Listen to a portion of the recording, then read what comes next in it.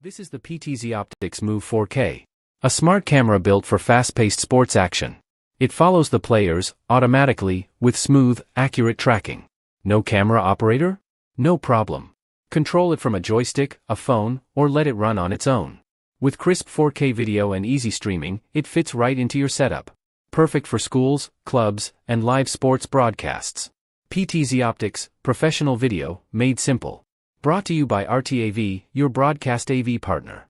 Want to play chess but don't know how to get started? Try chess.com. Play for free against someone at your level or challenge one of our friendly computer bots. Trying to improve your chess? Learn the Queen's Gambit and other openings with guided interactive lessons. Like chess but don't want the pressure of playing games? Chess.com has hundreds of thousands of fun puzzles to help you relax and sharpen your mind. Play your friends, make new ones around the world, follow the latest games, and more. Sign up and play for free at chess.com today.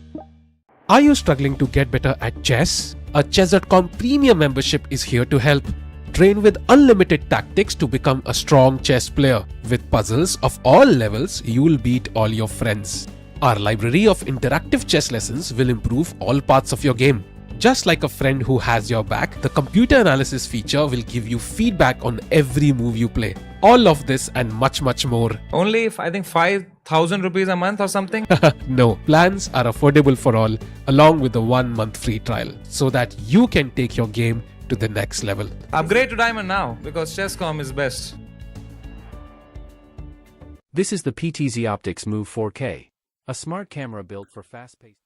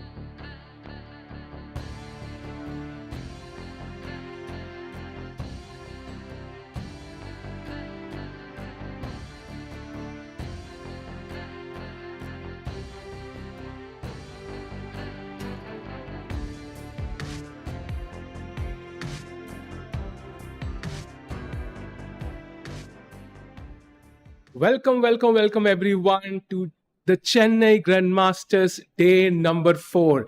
What an exciting tournament this has been so far. We've seen some amazing attacking chess from all the players.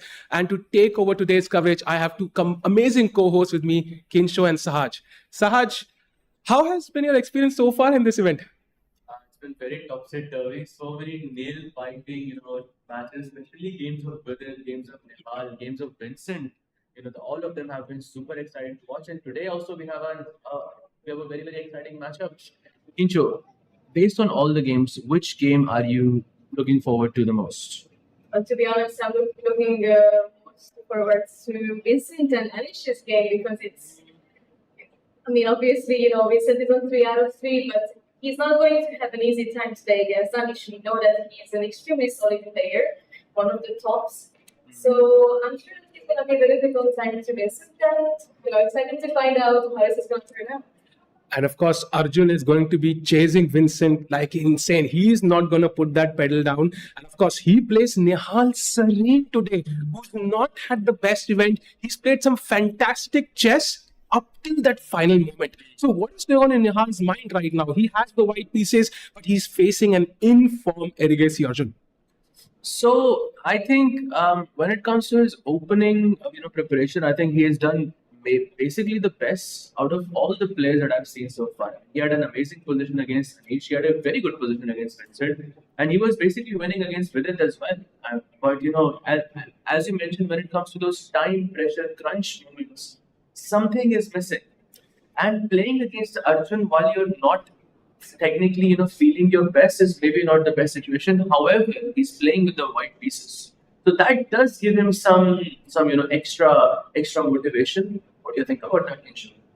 Definitely, I think Nihal, for some reason, Nihal is going to, try to prove it that he is back in the game, that he's able to beat or at least compete with Arjun today. And I'm honestly hoping for him that he's gonna find his way to bounce back and show that he is one of the masters truly. Although I know that it's gonna be a tough game, not only because it's Arjun, but also mentally it's quite challenging. I saw the players coming in a bit late today. Maybe it's the preparation. Yeah? They want to prepare till the very end. They know we are reaching the crunch phase of the tournament. This is where some people just move forward from the pack. Some people lag behind, and it's going to be all fire on the board. I think Sahaj and Kinshuk today. And who do you think will be the leader of the event after round number 4? In the Masters segment, can theoretically just be Arjun and Vincent. However, I think Arjun is playing with the black pieces against Nihal. And Nihal, although not having the best confidence, still in the open phase, very dangerous player. So I'm not sure what's going to happen there. However, Vincent is playing with white against Anish. So I would say, Vincent being 3 out of 3, even though he's playing against Anish, I'm going to have to say that he does seem to have a better chance. They have played 13 games against each other, Vincent and Anish. And out of them, 10 have been draws. Vincent has won once, and Anish has won twice. And then last game was in Decisive, which also ended in a draw. So maybe Vincent makes a draw, and Arjun also makes a draw, and the standings don't change much in this scenario. Yeah, that would be fair. And what do you think about Vidit Kinsho? Because yesterday he had a spectacular win. He was so happy yesterday to win that game, that nerve-wracking game. How does he approach the situation today? Does he kind of think, okay, I'm playing Pranav, who's, let's say, not the strongest player in the event. I could potentially get another win under my belt and kind of inch towards potentially winning this event. So what is going on in his mind right now? I think that his win yesterday is going to push him to do his best today. And although he's playing with the black pieces, I do have a feeling that he's gonna go for the win, even if it's gonna be one of those slow burn games. I definitely think that he's gonna push for the win because he found his balance back, and despite the early complications, he did manage to gather himself mentally and strike back. And I think that this is going to help him quite a lot today. Yeah, I think that's a great point because beating Nihal with time pressure definitely brings him confidence, right? Because Nihal is known to be that one sort of this beast, especially when it comes to bullet and faster formats. I mean, he's basically unstoppable. And Vidit, of course, is known to have issues with time pressure and stuff like that. So beating Nihal in that scenario definitely would bring some confidence back for Vidit. Yep, and we can see the ceremonial move being played any moment now. And it's the host of the YouTube channel Label Law Advisor. Have you seen that, Sahaj? Sorry? The host of the YouTube channel Label Law Advisor. Have you seen that channel before? No, I haven't. Oh, you should definitely check it out. Amazing content there, I think. And which mode are we kind of having the ceremonial move? Yeah, so let's talk about the challenges section. Yeah. Because we have a birthday boy playing in the challenges section today, Diptayan Ghosh. It's his birthday today, so happy birthday to Diptayan Ghosh. And I think he shares his birthday with India number 1 Prague as well. So happy birthday to both of them. Yeah. And Diptayan plays against Harshvardhan, the only international master in the entire event. Indian versus Aryan, Pradesh versus Adiman. I really would love to check that out. And there is Leon versus Harika and Abhimanyu versus Vaishali. Very interesting. We can see Anish and Vincent there having a laugh at something. I don't know what the reason was. And the game's about to begin. Of course, players might be friends off the board, but on the board, they're out for blood. They want to win this tournament. Of course, they don't even have a rest day now. So it's going to be extremely tiring as we move on through the days. Exactly, especially because, just a quick reminder, there is no additional time after move 40, which means that the players have 90 minutes, both of them. And only the 30 seconds increment is going to keep the games going. So it's definitely, difficult, especially if you're used to the other format. And this is also the reason why we're getting so many interesting games, so many decisive games, and I'm sure that today is not going to be any different. And I'm hoping that actually we're going to see a lot of interesting games and a lot of surprises, maybe. Yeah, and I think we have liftoff, if I'm not mistaken. I can see move number 1 being played on all the boards, and we start with Nihal's board there against Decisive Arjun, because what an important game this is. 2 Indian talents fighting it out. Knight F3 played by Nihal Serene. What opening are we going to see here, Saj? Knight F3 is always, this is of course a ready opening. Historically speaking, white can go with G3, Bishop G2, short castle, and this is the mainstream sort of way to go because you keep all the cards on the table. Besides Knight F3, there's also this idea of E3, which I think Anish has been employing quite a bit recently, and then there is another variation with B3, which I think at this point we all know who loves. But yeah, there's Knight F3 C4 as well. So I think Knight F3 is a very flexible opening for white here, and it really depends on how Arjun will respond. And you can see Arjun very focused, sort of collecting his thoughts there. It really depends how Arjun will respond because Arjun also has a lot of flexible choices here on the first move itself. So I guess we will wait and see. And Arjun, of course, openings matter to him a lot. He's been very well prepared. I would say one of the best prepared players in the world in the last 6 months or year. So he's trying to figure out what openings can Nihal transition into. Is he planning C4? Is he planning B3 as you mentioned? Is he planning G3, E3? So many options. Nihal not revealing his cards right now. How emotional do you think Nihal is right now, Kinshuk? Because as you mentioned, not having the best of finishes. So maybe the opening battle matters to him a lot more. If he can catch Arjun in, some preparation, that might really ease off things. I think this is definitely a tough time for Nihal. And, after such tough day yesterday, and I mean, even this tournament has been quite a difficult time. I think it's very, very important for him to be able to keep a clear mind and not get into that phase when you're just spiraling down and just thinking that, oh my God, I'm gonna have a difficult time again and what am I gonna do? So it's definitely very, very important for him to keep himself calm. And we have seen that a lot of players are prepared for such situations when you have to collect yourself. We always see Vidit collecting himself a bit, closing his eyes, just preparing mentally as well. And I think he also has to find this way to keep a clear mind. Black Lotus sort of helping him, especially in crunch moments as well. By the way, Arjun responds with Knight to F6. Yeah. So symmetry there. Nobody wants to reveal any ideas. Yeah. Okay, you tell me what structure are you aiming for first. Basis that I will decide. Am I going to play E6? Am I going to play G6? Am I going to play C5? So Arjun also keeping all options open, and we see pawn to B3. Wow. Oh, we finally have it. It is 80. Why? 80 is forgotten about his game already. He's chilling Nihal's game. He's supporting Nihal now. And of course, that means Nihal is likely to put the bishop on B2. Maybe even goes bishop G2 at some point. So he's not really in for an opening battle. That's very interesting because I thought from Nihal's perspective, maybe I would go for some theoretical line and try to confuse Arjun there. But he's still backing himself. I can win this against Arjun even in a long game. Absolutely. So, and B3 does, very, very, it definitely does ask a question. And meanwhile, I believe Arjun will think a bit in this position, right? Because okay, maybe not. He goes C5. I think a very logical move there as well. If white goes bishop to B2, I guess he's thinking to respond with knight to C6 and see where the position goes from there. generally speaking, I tend to prefer black in these positions simply because I think it's a personal choice. But Nihal once again has been coming up with these crazy ideas, and I'm very excited to see what's on store for him. And by the way, I would also like to draw attention to the all-American matchup here between Robson, Ray, and Liang. I wonder because there is gonna be some fire on the board in this position. We have the Italian opening, so we'll bishop c4. Black plays bishop to c5, c3. Very logical move. Knight f6 and d3, and black plays d6 here. So d6, I think, got sort of allowed white to play this bishop to g5. And now what happens here is black has to castle on the short side. So h6 happens, bishop goes to h4, of course.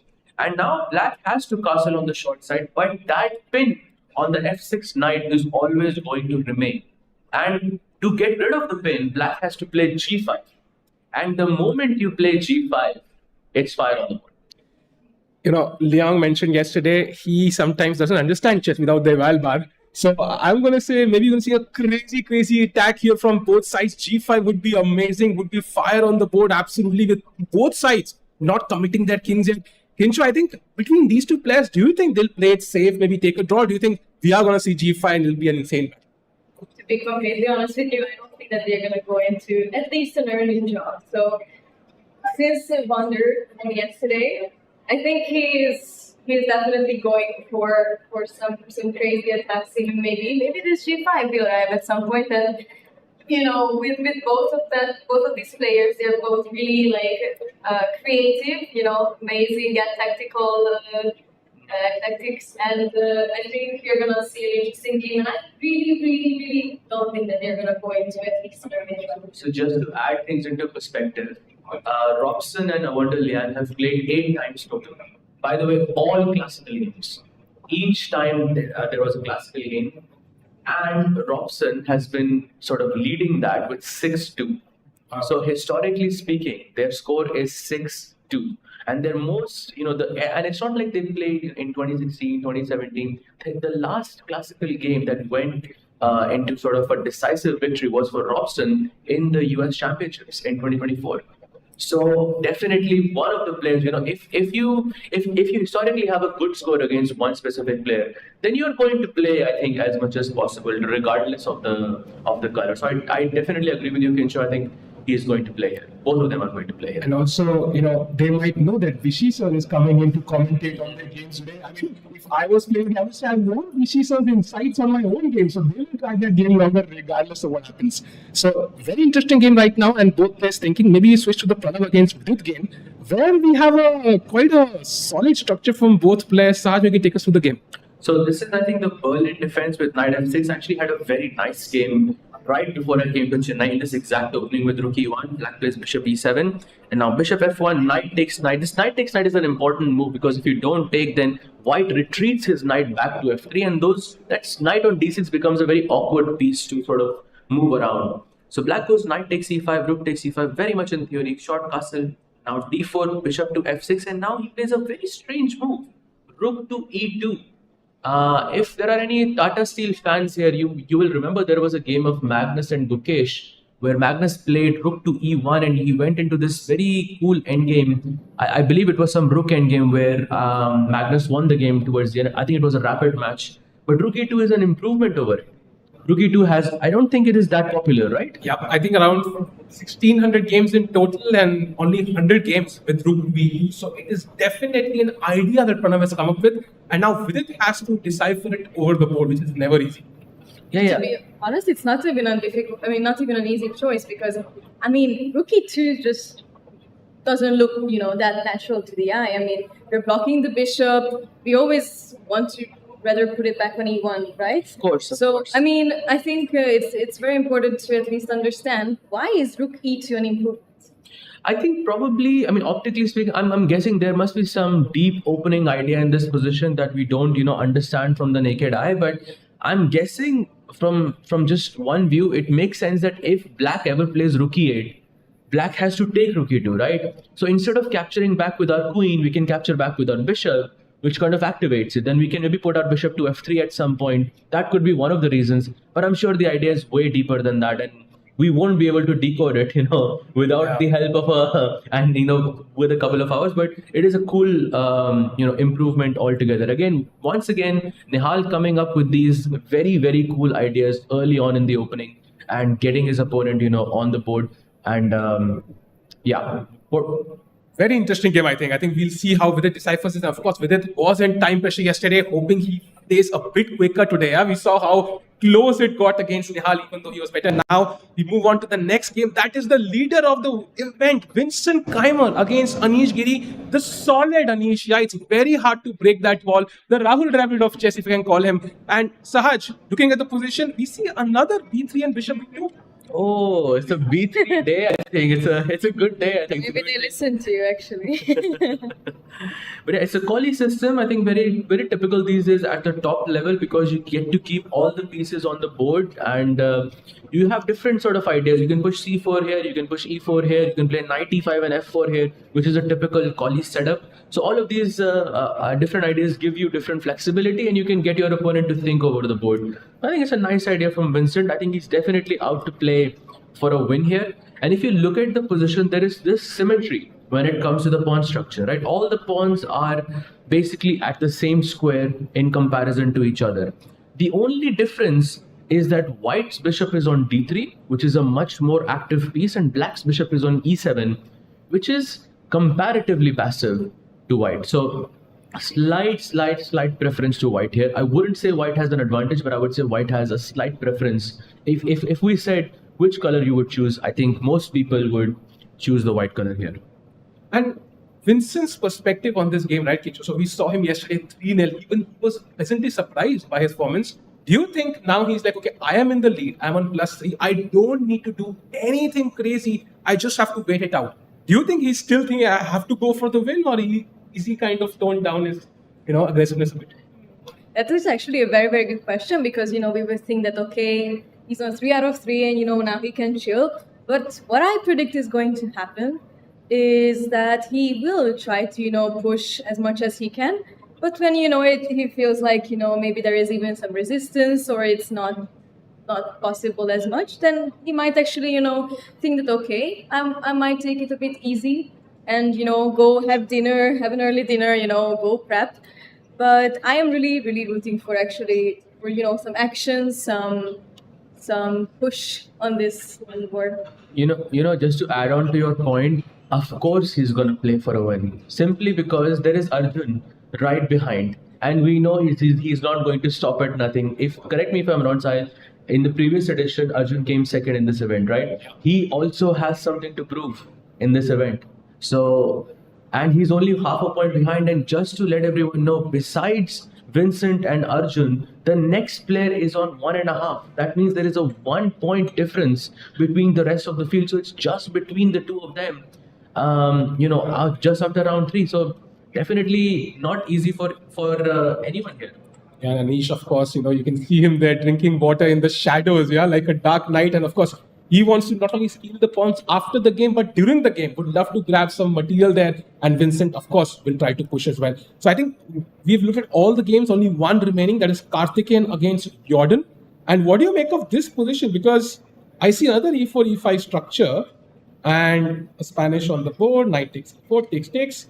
And Berlin endgame. Berlin, nice. The typical Berlin endgame. Well, that's an interesting point there, because Jordan kind of offered that Berlin draw by going into this variation, and Karthikeyan did not go for it. So Karthikeyan is playing for a win here. Wow.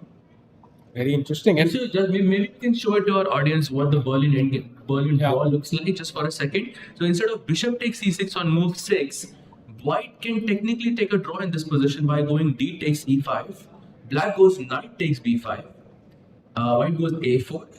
Knight d4, knight takes d4. This is all forced, by the way. If anyone deviates from this, it's going to be a draw. So it's going to be worse for that specific player. Take 6 and just queen e4, queen e6, queen d4, queen d6. This you can keep repeating. Draw between Gukesh and Magnus as well, right? So I think Gukesh played this exact opening when he needed the draw. He was aiming for second place, I think. But they did not go for this. And now we are in this position. I think this is the game which is the most advanced. So players are the best prepared. And I believe that Karthikeyan maybe didn't go in this draw game, because they actually both lost yesterday, and I believe that maybe Karthikeyan declined this draw offer sort of because he felt like maybe Jordan did offer this draw, so he can take it easy, and he's trying to play this mind game. I offer you an early draw, but I am going against it because I know that maybe you're tired, that maybe you're disappointed, so I'm gonna push because maybe you feel a bit down. So I feel like there is also some mind games here. Absolutely. Also, just to add on to this point, Jordan had a black yesterday. He lost the game, and now he has another black. So losing the game and playing black again may not be the most ideal situation for someone. So I think that makes a lot of sense why you didn't go for it. And of course, at this level, you don't want in a classical match to see another boring Berlin draw. Of course, Karthikeyan also, this is a great opportunity for him to play in this event as well. So I think I think it makes perfect sense why he would want to play. Yep. So we've had look at all the games, and if we can quickly jump back to the Nihal against Arjun game 1. So we've had a couple of Yanchettos there: knight c6, e3, g6, knight c3, d6, and this is the current position. And if I ask you to choose a color, white or black, which side would you prefer playing with? Sahaj, what would be your choice? Whichever side Arjun is on. I'm not going to look at the board, but no, I'm just kidding. But generally speaking, I prefer black in such situations because I don't generally play this b3, bishop b2 setups with the white pieces. So I would feel more comfortable playing this from the black side, simply because of a personal choice, not because of what I think in the position. Objectively, I still think black has a slight advantage. I think the bar also more or less shows that. So yeah, I think. Black has the central control. Black's going to castle in the next move, get the bishop out, get the queen out. All the pieces look so perfectly placed for black, whereas for white, it feels a bit weird. Like having the bishop on b2, the knight on c3 feels a bit weird. If I could just pick the pawn up from c2, and if I could just put it on c4, maybe I will choose white here. That pawn on c2 looks a bit weird to me. It feels like it's a bit passive in this position. What would you say, Sanjay? I agree. I think we will have the eval bar soon, but I think I need a bar of how often Arjun sits at the chair and how often he's standing again, because he started the game and Arjun was behind the clock. Yeah, he took those 3 minutes for the first move itself.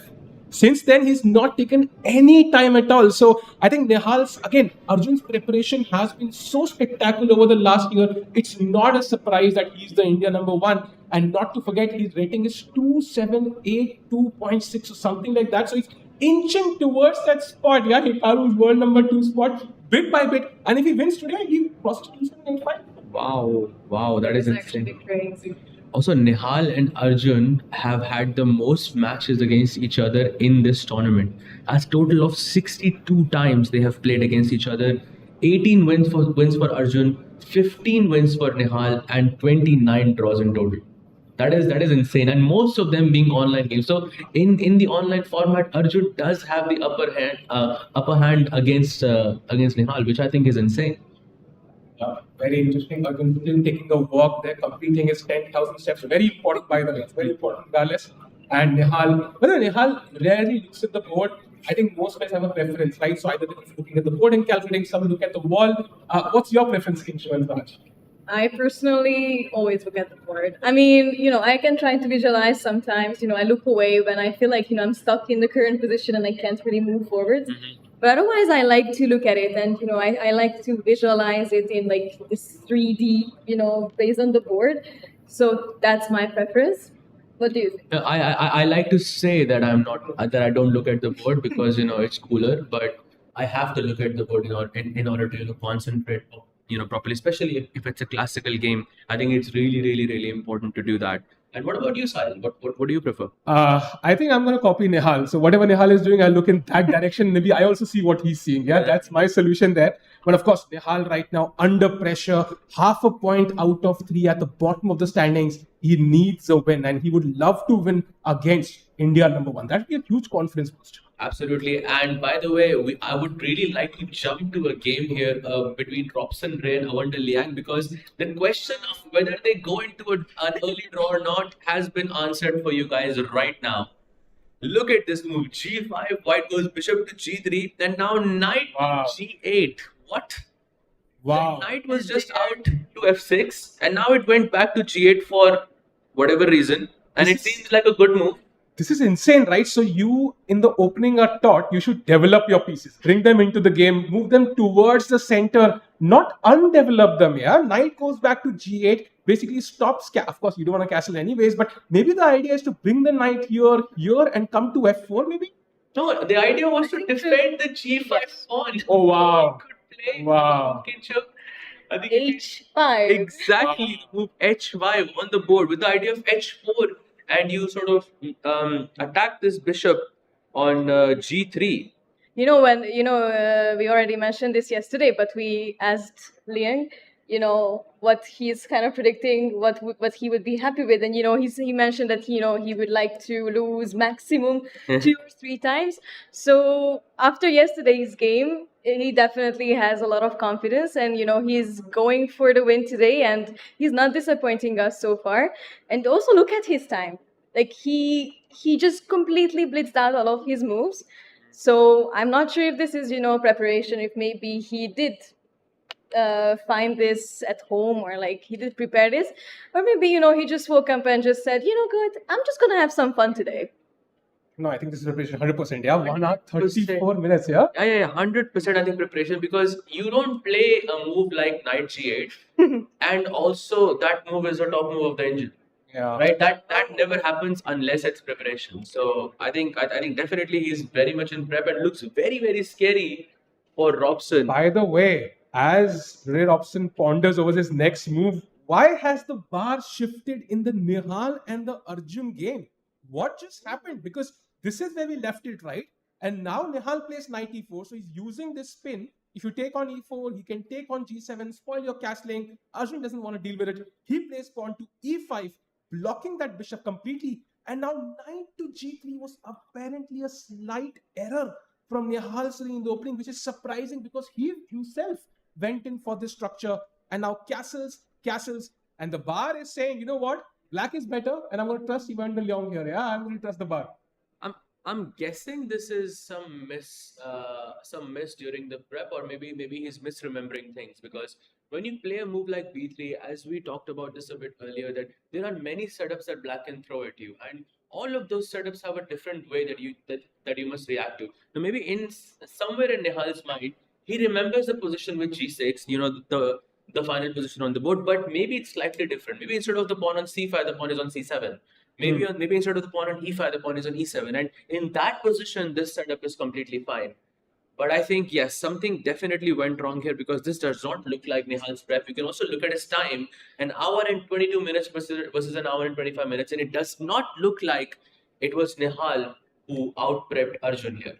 Yeah, and also, sometimes the fact that Arjun is thinking, it's not something he's seen before. So he knows maybe, okay, I've not seen this before. Maybe what Nihal has done is not the best. And he's trying to figure out what is the best refutation of this structure. And right now, black has too much space in the center, too many pawns. Imagine at some point the F pawn could come in. And as of now, the best move, for example, is that tricky move pawn to h5, just to kick that knight at some point, yeah? I feel like today, and actually in this whole tournament, we see a lot of these h4, h5 pushes. So this might be, the theme of this tournament. But yes, I do agree with you, Saj. I do feel like this was maybe like a small mishap with remembering for your preparation.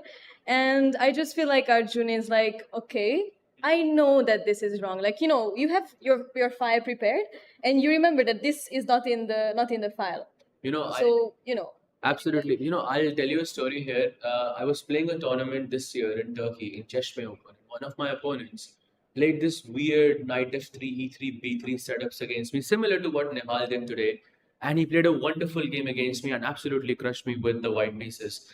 And then I thought, you know what, I'm going to try and learn this setup from the white side and see how things go. And actually, for the qualifiers of the Chennai Masters, I had prepared this exact opening for the white side, but I was just not confident enough to play it, simply because of the amount of options that black can throw at you and how much you have to remember from the white side itself.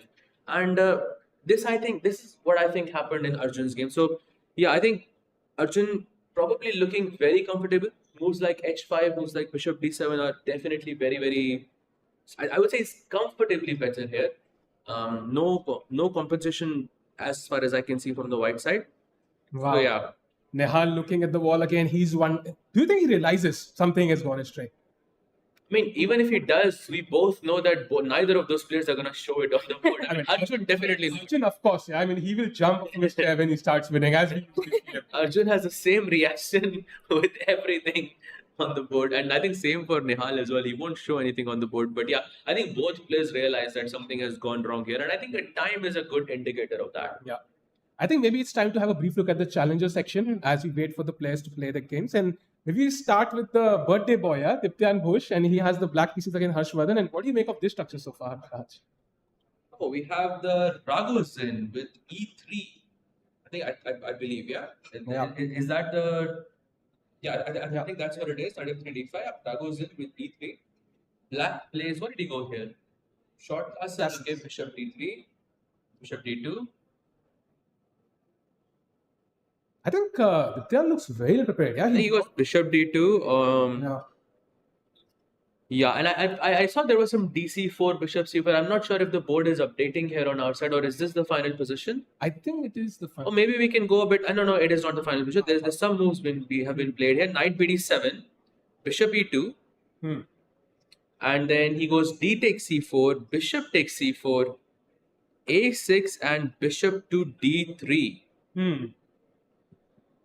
I would say, I mean, Diptyan would be quite happy in this position already, because it looks like that slight advantage that White has from the beginning itself has sort of disappeared. Black can play B5 and hope for the C5 break. So B5, Bishop B7, and slowly you push C5. But I can see a move which seems a bit weird to me, Sahil, here, because if Black goes Bishop E7, which apparently is the best move in this position, it looks a bit weird, but already Black has that slight advantage. Maybe I think after C5, at some point, your bishop might get locked here after a move like A3. So you want to put the bishop back and then break the center. But regardless, the fact that Black has so many options is not a good sign for Harshvardhan. And Diptyan Ghosh, maybe he wins on his birthday, yeah? I mean, I'm sure he will be very, very happy, you know. I mean, he already has a great position. And, you know, it's always nice to, you know, collect a win on your birthday. So let's, you know, still hope for him that he will have this in the bag. And you know, it's always interesting to play chess on your birthday. Sahil, have you ever played chess on your birthday? Yeah. It usually goes very well for me. Huh? Me too. Me too, actually, because I have never lost on my birthday as well. And I think playing chess, especially an event like this, if it, you know, clashes with your birthday, of course you want to celebrate with your family, with your friends, and, you know, stuff like that. But at the same time, the fact that how well it goes for you is definitely a good indicator. So I think Diptyan is going to have a good game today. Yep, and as these players think, let's have a look at the game of Leon against Harika. So we have a complex structure started with, we have seen a lot of E4s, yeah? Knight C6, Bishop B5, takes on C6, spoils Harika's structure, Queen C7, A4, and this is the current position, Sahaj. What do you make of this? I personally like White, yeah? I like this structure. I think there's some moves being played here. Short castle, Bishop to E7, Knight G5, and Bishop G4. And then there is the last move, which is F3 being played on the board. Wow. F3, you know, Sahaj, I think you must be panicking, yeah? The golden pawn. I mean, that should be illegal at this point. No, Leon knows what he's doing. So I'm going to trust his judgment. you accept that from him, huh? I will accept that for him, you know, from him. And I think the position looks more or less fine. I just don't like that knight sitting on G5, because that knight cannot go back to F3. And it is forced to sort of go to H3, and where I can always go Bishop takes H3 and damage your structure, which doesn't feel as... Oh, by the way, he makes a mistake. Sorry, Harika makes a mistake in this position and plays Bishop to H5. Oh, wow. That's a slight inaccuracy. So now F3 is completely justified, I believe, in this position. And also, when you think about this structure, this E4, you know, F3, G2, you never want to have a Bishop on H5 because of how away from the position it is. So don't think about what it's doing right now. Think about its future from the next, you know, in the next 10 moves, 15 moves. How is it going to come into play? It cannot go to G4. It cannot go to F5. So it's almost like the bishop is cut off from the entire position. And it also gives White some possibilities of maybe, you know, shifting the queen on the king's side with some Queen E1, maybe even Queen G3, Queen H4 plans. And, you know, the bishop can be in some trouble there, you know. Agreed. I think Harika missed a trick there, and Leon will be very happy. He's on 2 out of 3, half a point behind the leaders. Harika struggling on 0.5 of 3. I think it's very harsh for a player when you are at the bottom of the standing, Saj. I get a feeling somehow you need that little bit of luck to go your way sometimes, yeah? Yeah, definitely, and I think that is definitely going um, in um, in Leon's way, at least at the moment. And he has played knight c4, almost responds very instantly. Does not think much. I believe only 2 minutes being spent on this position, and now Harika has to be super precise, and otherwise she's going to be in a really worse position. Like knight d7 is the only pair that sort of keeps things more or less balanced. Besides that, not really. Wow, very interesting. And there are some, I think, updating issues here on challenges. Let's go back to Masters for a second. We'll come back here. By the way, in the Nihal game after Castle's a6, so Arjun asking the question, what do you want to do with the bishop? Do you take my knight? Do you bring it back? And Nihal brings the bishop back, and we can see that there's like question mark there, Sahaj. What do you make of this move? I would say, why not just take that knight and damage the structure? You could have, but double bishop advantage is a huge thing. He doesn't want to give it up, but both bishop c6 and bishop e2 seem a bit weird here for white. But then again, in this position, it is not that easy to play for Arjun as well, because how are you going to push your pawns? Are you going to play h5? Are you going to play d5? What are you going for? I would love to put all those pawns in the center. Yeah, d5, h5. It's really pushing the white pieces back. Ensure somehow the time situation, the position not looking great for Nihal. He's taken off his jacket as well. He looks focused, but this is not an easy position. You see, for me, when you take off your jacket is when you feel a bit suffocated or a bit too hot even. So that tells me that, he did realize that, okay, I probably, did something wrong, or I did miss something, I misremembered something. And taking off your jacket is a sign of that. You feel uncomfortable, and I think, even if he's not telling it with his face, his actions, I think, do tell that for us. So it's not going to be easy for him. And although the time seems equalish for now, that can shift very soon for Arjun's favor. Arjun already having I would say, a 0.6, 0.7 advantage, which is huge, I would say, with the black pieces in just under 10 moves. So he's doing fantastic so far. Maybe we can take a look at Robson versus Awonder and see if there's any updates on that board, because we had looked at this move after h5. So I'll please take us through the game.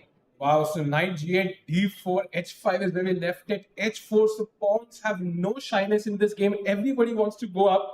Pawn to g4 now. And now this knight has to make a committal choice, right? So do I come back and kind of copy what black did? Or do I, be ambitious and go to g5? But then, of course, there's no easy path to come back to the king side. So very committal decision. And you can see red option almost 30 minutes behind here. Wow. That's actually very interesting. And, and we do see actually the decision. It's already on the board. We have knight g1, which is apparently a mistake. And I'm wondering if we had to play knight g5, but it just doesn't look, reassuring. Putting the knight on g5 while black always have the option to play f6 is just looking really scary in my opinion. So I can't blame Robson for playing knight g1 here. This might be the first time that Awonder Liang defeats Robson, right? If memory serves me right, out of those 6 games, I believe 4 were wins and 2 were draws or something like that. We don't remember Robson losing a game. So this might be the first time that Robson might, Awonder might get the better of him in the game. Yeah, very interesting. And we're looking great touch here. I think white is out of prep. The central pawn is also kind of under pressure. So I get a feeling here somehow that, the games are getting very interesting. And of course, Arjun must be thinking, let me win that game. Let me take the lead in the tournament. And Vincent Kaimer's game also becomes very important. So Kinsha, I think among all the games you've seen so far, how many results are you expecting today? Because we saw like 7 or 8 yesterday. Yes. Well, let me just quickly, look at the bird's eye view here. Maybe we can also have it on the screen, a bird's eye view of all of the games. And I think we will definitely see a decisive game, at least, in the American matchup. I sort of expect a decisive game in the Nihal Arjun game. And I'm really rooting for a Vincent Anish decisive game as well, although, I might be just dreaming. So I'm hoping for a 3. What do you guys think? Vincent versus Anish, the result would be fantastic there. Although when you said would, what result are you expecting there? I don't want to say, all of the fans might, come at me for, rooting against Anish or rooting against Vincent. But, Vincent has been on such a run in this tournament. And I feel like he doesn't only have this, psychological advantage, but he's also been in his form. So if it's a decisive game, I'm definitely thinking that Vincent is gonna come out with a victory. What do you, Sahil, think? Yeah, it would be amazing actually. It would be so cool to see a race at the top, yeah, between Arjun and Vincent, of course. If Vincent wins this 4 out of 4, it only reminds me of the crazy performance by Fabiano Caruana when he got 7 out of 7. And of course, Vincent is one of the talented youngsters in the world right now, must be thinking about qualifying for the candidates. So he needs that form right now because we have 2 very important tournaments coming up next, the Grand Swiss and the World Cup. Absolutely, and I think he's now world top 15 if I'm not mistaken, top 15 or something. Top 17, top 18, something. Really? Yeah. That's already even puts him in candidates, scenarios. And it would be great to see him in that situation as well. Yeah, he's world number 15 actually, Sahil. 2-7-4-1 and gaining 11 points already from the last 3 games that he has won. So wonderful tournament for Vincent so far. Okay, while they're thinking, maybe we can actually, since we're discussing the game, let's actually go to them and see. Yeah. Knight e4 was played between Vincent and Anish. Simon, the idea of knight e4 is to play f5, I'm guessing. Everyone is, touching that golden pawn, that you're not really enjoying that, huh?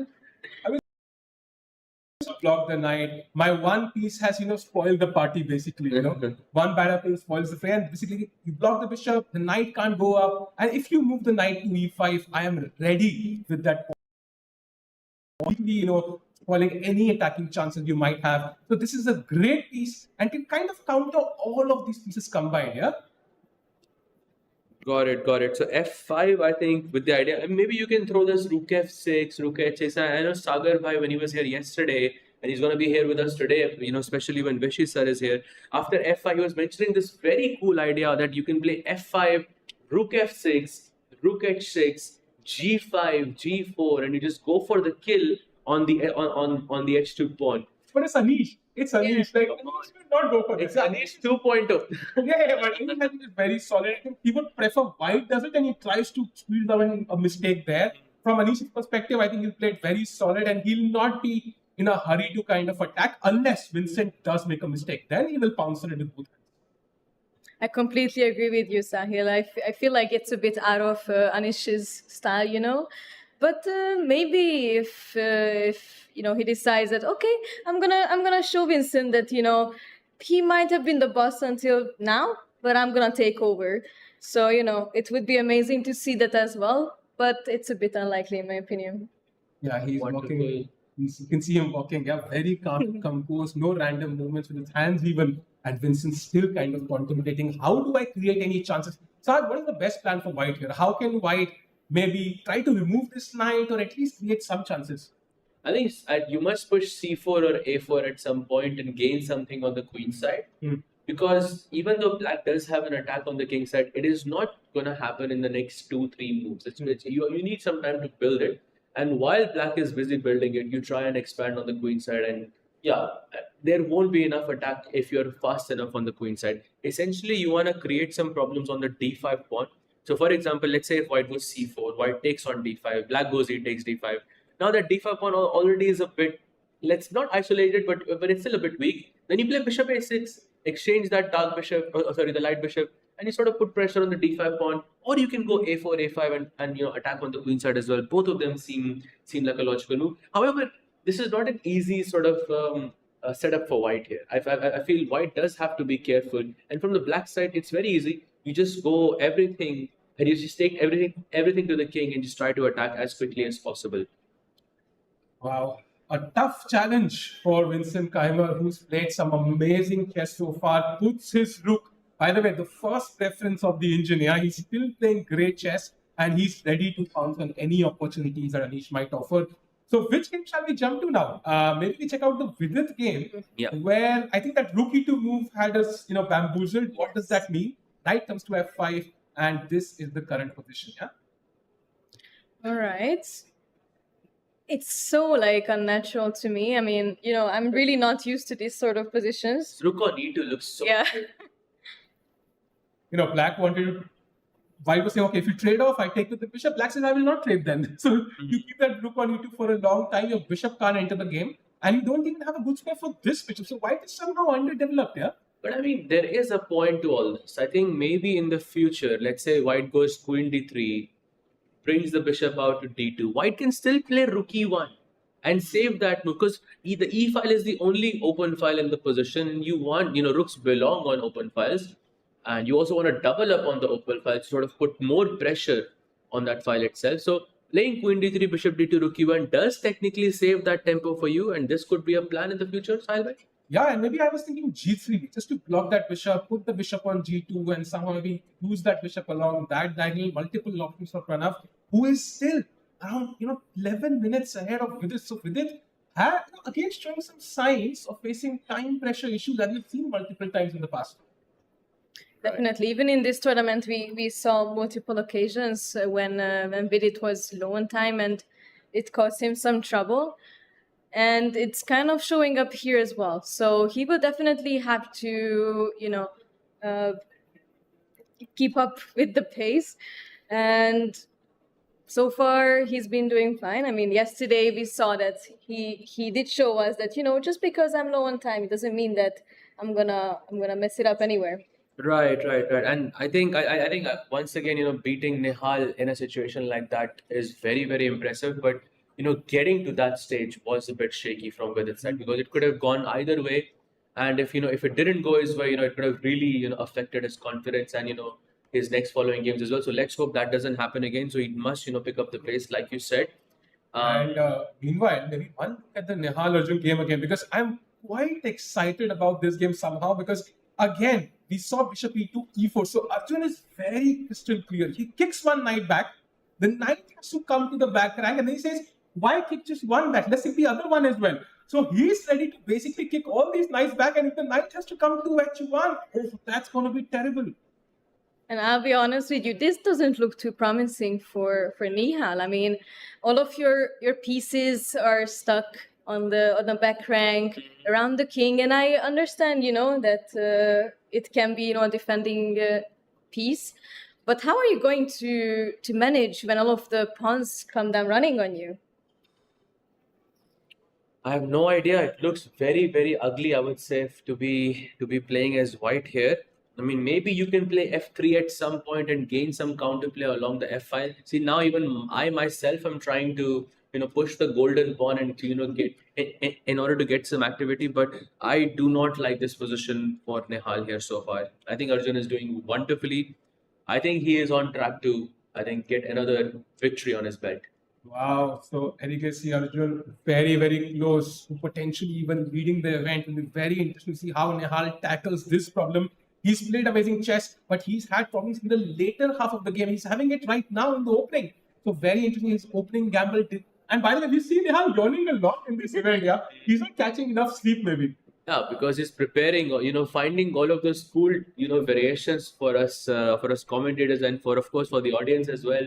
And of course, that takes a lot of time. I mean, if you look at his games, I mean the creativity and how fresh the ideas are, it's just a treat to watch. Very interesting. As Nihal calculates, maybe we have a look. By the way, just one time I would like to take a look at Karthikeyan versus Jordan, because that is a very, very interesting game to me, because we very rarely see the Berlin endgame being played out at this level. Very rarely. I mean, it used to happen a lot, during Kramnik, Kasparov, those days. But these days, I think nobody really goes for the Berlin endgame. And this is such a treat to watch, I believe, this position. There's an opposite colored bishop on the board.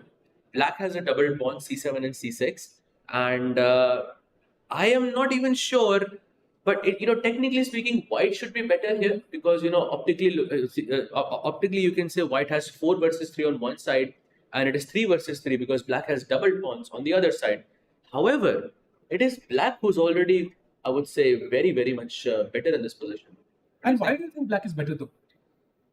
Because it's Berlin, and I'm just terrified of Berlin. I'm just gonna, I'm not, in my whole life, I have avoided Berlin from both sides, from both colors, because I just feel this endgame can be so tricky and so difficult to play for both sides. But right now, it feels easier to play for black, because if black can go b6, c5, maybe break on the queen side with something like a4, and that will sort of untangle his pawns.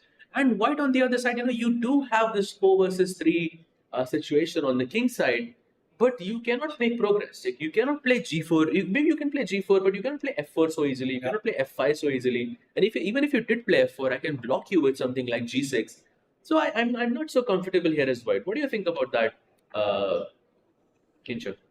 I do see your point, but I was actually very, very surprised to hear your thoughts on this because my sort of beginner mind is thinking, okay, my rooks are already connected. Black has double pawns, and the king is in a weird situation for black. So my understanding would be white is so much more comfortable, and now listening to the points that you raised, I'm leaning towards to what you're saying because I'm gaining some understanding deeply on the position.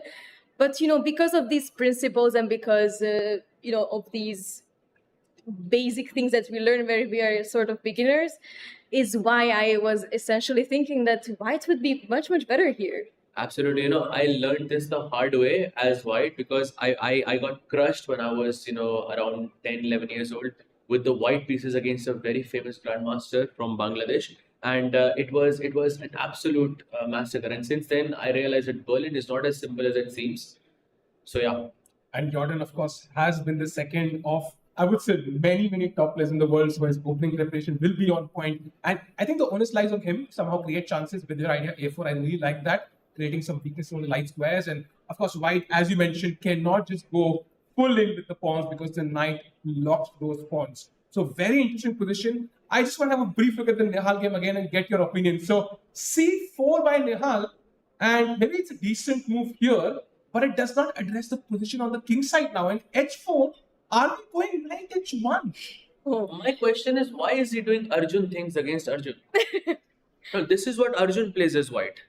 Arjun, this is what he does, right? And it feels like you're playing his game against, the beast itself. So Nihal, maybe he needs the invite for the freestyle event. Yeah, Queen D1, Bishop C1, Bishop D1 is a freestyle game, but this looks extremely unorthodox, I would say, to the least, because now your knight gets kicked away, knight h1. How is this knight coming into the game ever? Maybe you play f3, I don't know. Yes. Knight comes to f2, but it definitely looks, it does not look pretty. That is for sure.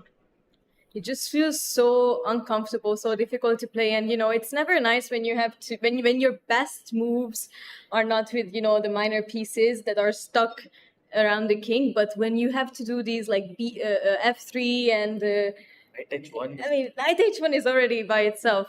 It's a knight on the So corner sad to is see. maybe the worst piece you can have, because it only controls 2 squares. Yeah. So, if you can have the camera for Nihal, and I just want to check the body language of both the players, because Nihal, even though he's stone cold, I think sometimes we will see him show some head shakes, expressions when he's suffering. And Arjun, of course, looks absolutely motivated. I think that H pawn push is going to come very soon.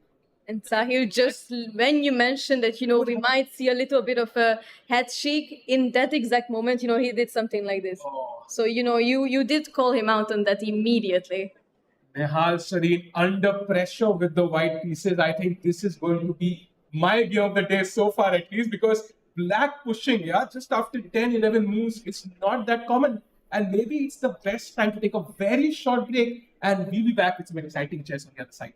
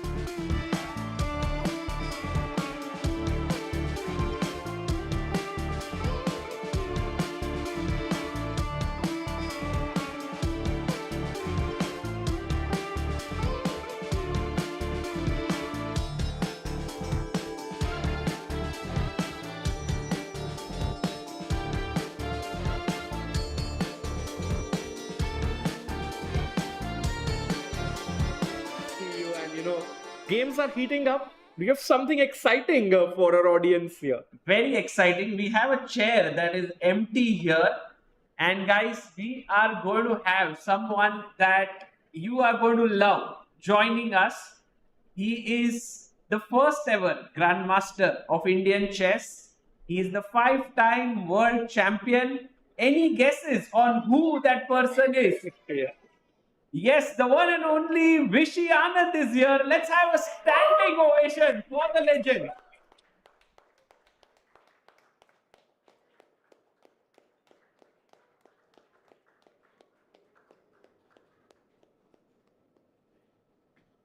What a day today at Chennai. We are at the Chennai Grandmasters and we have Vishy joining us.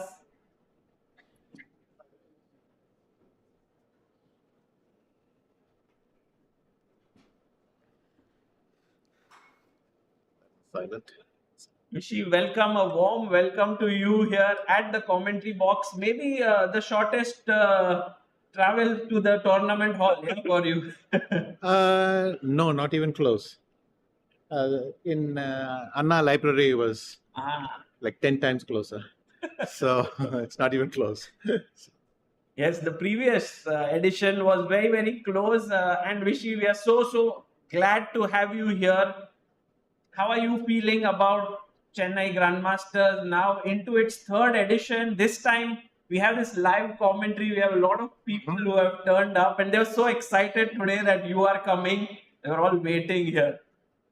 It's great. And look, it's not only a chance to showcase our players, but the best players are coming. We have Vincent, Anish, and MBL previous year, Levon. So, top players. And, it's fantastic to have such a good round robin at home. And Vishy's a very warm welcome. I was just talking to Sagar 15 years ago. We both were college kids playing a simul against you in Mumbai. And here, it's such a happy moment. So thank you. What was the result? Do you remember? I lost. Yeah, I also lost. Yeah. But it's just so nice. It's been an inspiration to like almost all of India, so many worldwide as well. Thank you once again for this, and let's dive in to the games. Let's do that. Yeah, the tournament has shaped up very interestingly. We have two Indians facing off against each other. I think. I know. I was waiting to see this game only. Yes. Nihal versus Arjun. It's. In fact, I think Arjun used to visit Nihal's house and for this fix long back. I remember seeing a photo of them together. Yes. And I don't know if it went in the other direction as well, but I think once Arjun went to Kerala to visit Nihal and play. And so now they're both meeting somewhere else. Yes, actually, Nihal has been having a pretty intense event here. He had like couple of good positions against Anish, against Vidit. Then he lost against Vidit, drew against Anish, a draw against Vincent that turned into a loss. So he's on half out of 3. While Arjun is right now cruising at 2.5 out of 3. And also Arjun has this thing that he could potentially make it to the candidates with this rating spot if he gets a lot of rating points. Do you think that could be playing on his head in this tournament before going into Grand Swiss and World Cup? I don't know. For me, if there were always more than 2 things that needed to happen, I didn't keep thinking about it. If I have to do 4 results and exactly these 3 have to be done by someone else, and that has to at some point you can just give up, and it's easier to just play some chess. So I would find that counterproductive. I doubt he calculates that far ahead in this. I think he'll play the normal way he plays, and that's it. Okay, so we can go to the position, and there's one request that I have, Vishy, in case if it is feasible. There are a lot of little kids here, and they were all very keen to give some answers and so on. So if you have any questions that come like a chess position that or sounds something. good. Yeah. Then we can ask the viewers. Okay, so are you surprised with the opening that Nihal Sarin chose here with B3? Not at all. Nihal's style has gone more and more in this direction for quite some time. He plays very out of the box stuff, shall we say, with white. And it doesn't surprise me at all. Even I was struck by what he did against Anish. He just went for absolutely symmetrical position. If Anish had captured on E2, they basically have a mirror image. Yes. And his point was, I'll play from there, and that's a sort of unique. And after that, well, Anish didn't take on E2 and tried to. I don't think he felt he's better. It's obvious with the center closed like this, the bishops are not going to play much. But I mean, if you look at bishop E2, queen E2, bishop H6, it's just a photocopy. It's absolute. It should be just equal. Anyway, look at this position. I mean, he went on E7, took twice on E7, and then brought the remaining thing out. This is very typical Nihal these days. And so this particular opening doesn't surprise me. You know, Sagar bhai, he could have been on 1 out of 2, in fact, even earlier. Even that heartbreaking loss to Vidit yesterday, still on half out of 3. And this game as well, Arjun pushing with the H pawn. Yes. Not looking good for Nihal. Yeah, actually, let's go a little bit further here. Bishop B5, bishop G7, and knight E4 played by Nihal. They say, like, don't move your pieces twice in the opening, but here you think this is a good move, knight E4? You should not move the same piece twice before you moved every piece once. But look at, he moved all his minor pieces. I mean, I think the rooks don't count in this. Right. Yeah, then it makes sense. Then it's okay. It's allowed. So, so E5, knight went to G3. And this is given as a question mark by our computer here. Why would this be a bad move? Is the knight misplaced there? I don't know, but it's so easy to play H5 that I think that must be the reason. Right. I mean, the computer wants to push his H pawn anyway, and then you put a knight on G3 and say, hit me. So it becomes... Also, anyway, I didn't finish my story. With Anish, the game turned out to be the game turned out a kind of masterpiece. What you can do with just this minimum pieces. Nihal played beautifully. It's very hard. There's almost no space, but he somehow managed G4. Then he brought one rook. Then he brought a second rook from nowhere. And then this bishop is desperately trying to come. It's stuck on this side, but it can't get to this C6, D5, E4 place. If it gets there, it's game over. And then he outplays him brilliantly. He plays F4. He does everything perfectly. And then he doesn't find a single one of the good moves. I mean, Queen D8 is great, but I think you could move the rook and go Queen G4. You could do this, you could do that. He did everything so perfectly till there. And I don't know, was the time situation tough at that point? Yeah, good time. But he was at the finishing stages, he couldn't do it. And then he blundered the Z4 and yes. Queen takes Z4, he just blundered. Oh, I don't know what he blundered, but he just ran into this. But even there, he had but it would have been a very beautiful game had he played Queen G6 and C5, the pawn sack. Yeah. Oh, yes. Yeah. In fact, I was... Can I show that? Yeah. So that was a masterpiece. Then you said heartbreaking, but Vidit already finished his heartbreaking the previous day. yeah. And so there's a kind of domino effect there. I mean, this is... no, just go back 2 moves. One more with the rook on G2 or whatever. Yeah. I mean, you put a bishop on D1, a queen on E2, you put pawns like this. Before, if you asked Koch Noy, he would tell you the white player doesn't understand chess. But in fact, the only thing is this is very pure in the sense that the only thing that matters is you bring that bishop around. I mean, of course, Kochner would eventually realize that White's position is okay. But for him, it would be a sign that something was wrong here.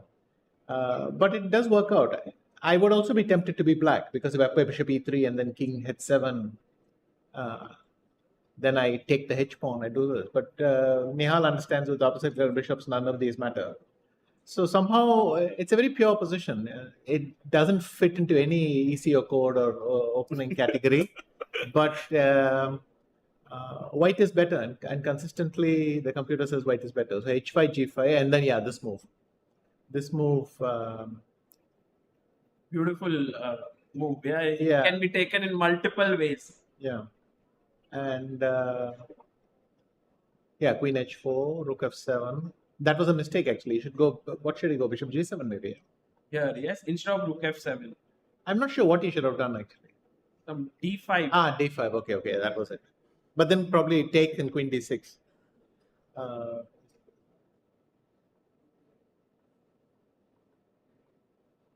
So this was a very nice game. Yeah, and here queen g6 and c5 in some way, or queen g6 and then if you play d4, at least you don't allow queen e4. And if he had done this was a masterpiece. Yeah, it was just a masterpiece. Because I'll go bishop b3, I'll go h6, h7, and then I'll go queen f7, and I'll land on g8 and all that stuff. So wow, like white is a piece up in a way. I don't know. I've not seen such a position before, but I liked it very much. So I thought he did a very good job there. Rakesh bhai, what is very amazing for me is how closely Vishy has seen this game. Like, you not just browsed through it, you knew all the intricacies. We are commenting. No, but I thought when I was watching the game at this point, and I wanted to make this move myself. So then somehow I saw c5. When it's not your pawn, it's much easier to sack. So I tried c5, and then I saw it was actually looking quite good. And Vishy sir, has Vincent's games impressed you so far? Yes, both Vincent and Arjun are playing in this easy way. The points almost seem to fall into their lap. I mean, Vincent, I think, caught Nihal in a very unusual Grunfeld. I don't know how much either of them could have prepared exactly this line. And Vincent was also very smart against Murli. No, Vincent is playing this kind of easy chess, and he's very, very confident. I think maybe he's even more confident with Gukesh's prep than Gukesh's. So, no, Vincent's playing very well, and Arjun is playing very well. Honestly, today, unless something drastically changes, it's a two-horse race in this tournament. Amazing. I think it's a good question, Vishy. Maybe you can answer this. I had always this curiosity. Let's say Vincent was the second of Gukesh. Now all this preparation is there. How is it between the world champion and a second? Can they use the prep? Is it like till certain point? Of course, no better person than to ask you about it. Yes. So obviously 20 years ago, when the prep you did was quite unique and so on, you had to leave it to the player. I'm sure Kasparov and Karpov, even when myself from the, I had the notes and my seconds just understood, well, they would not use that. But nowadays, when what you find anyway is being suggested, I mean, it's only a question of how many legal moves you ask it to suggest, and it will find your move. Then should you really be entitled to it? So I think nowadays it's much more fluid. Seconds also work with multiple people. Everything is much more fluid, and I think the value is not in some great prep that they gave you for your whole life. It's simply that we got you ready to play today, and with that it's over, and then we'll get you ready to play tomorrow. I think it's much more fluid now. I mean, I'm not exactly sitting there in this facing the situation, but even 10 years ago, that's how it felt. Amazing insights there. So in the game, we have this position. The knight first went back to e1, then the knight went back to h1, and Arjun kept pushing his pawns. Nihal pushed back with f3, and this is the live board position we have. No, there's one more. Yeah, this is the live. Okay, so first of all, this is very normal from the same-ish except that instead of the white pawn being on e3, you put it on e4, and then you get the structure. You can take Vidit against Jordan. If you take that game, just for the structure, I'll tell you. Okay. I'm sure Sagar, but none of us remembered Jordan could link it. Yeah. It's insane. Yeah, now just play the, see, go here, e4, d6. Now, yeah, he played c6, a6 and b5 or something, but just do this. Yeah, now play c5, d5. Just play e6. I mean, this should have happened in a different move order, knight g3, e d5, c d5, h5, a4, whatever, well, don't do it here. But normally white would have played bishop e2 and castles. So rook e8, just make some random moves. Rook b8, castles, h4. It's very normal to come knight h1, f2 like this. So, and black will play knight h2, knight f5. I mean, knight h1, knight h5, knight moves f5, and then it's quite tactical. And sometimes it works, sometimes it doesn't. This is very, very typical for this position. So, knight coming to h1 is not a big shock. Let's now go back to our game. And for me, looking at it instantly, if you go back 3 moves,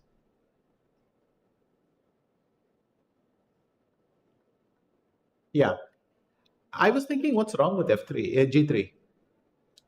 You mean instead of f3? No, no. I mean, he played f3 before h3, right? No, this is the this is the position. Okay. f3. Yeah. Yeah, I was thinking if I play g3 and you play queen e7, and then I'll go, okay, or f3, queen e7, and then g3. What's wrong? Because, yes, it's very fashionable and very strong to put the pawn on h3, but exactly the knight wants to be on f2. And usually it's on f3 or something, so it's not easy. Here, but here the knight is coming to f2. So how bad is this? But I think it's different at the board. You see these things with more clarity. And so Nihal went knight g3. Do you think nowadays players are a bit scared of that h3 pawn, and they are like, even Vidit did it in one of these games with Jordan. He took the pawn gh3. Letting it survive here is getting very scary. No? I think it's more concrete. They just calculate some lines, and now they're aware what that pawn can do, and they remove it. But now after knight takes g2, it doesn't matter for white. The pawn, kingside pawn structure is not weak in any way, because I'll play bishop f3, and then instead of pawns, I have knights there, and kind of that is okay. But still, there is some space for black. And the problem for white is that really he didn't get one more move. If he could play knight f4, then after knight e5, he can go bishop g2. Oh. But he's one move too slow, and somewhere in this thing it messed up a little bit. And the knight, if it's on c3, I can still play bishop g2, and it's a very nice position. But of all the pieces, I think the only one I really don't like where it is the knight on g2. So what you are saying is, if rook e8, then knight f4, and now if knight e5, this would be like a very nice position for white. Like, I mean, a good. This has its own issues. You'll play knight fg4 and try to go queen h4, but within limits, yes. I think we can sort of. I mean, obviously, there's a lot of calculation that needs to happen, but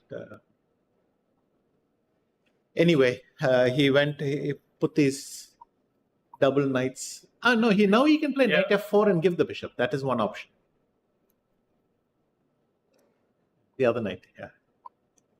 No, you don't want to do that. I think you want to go rook f.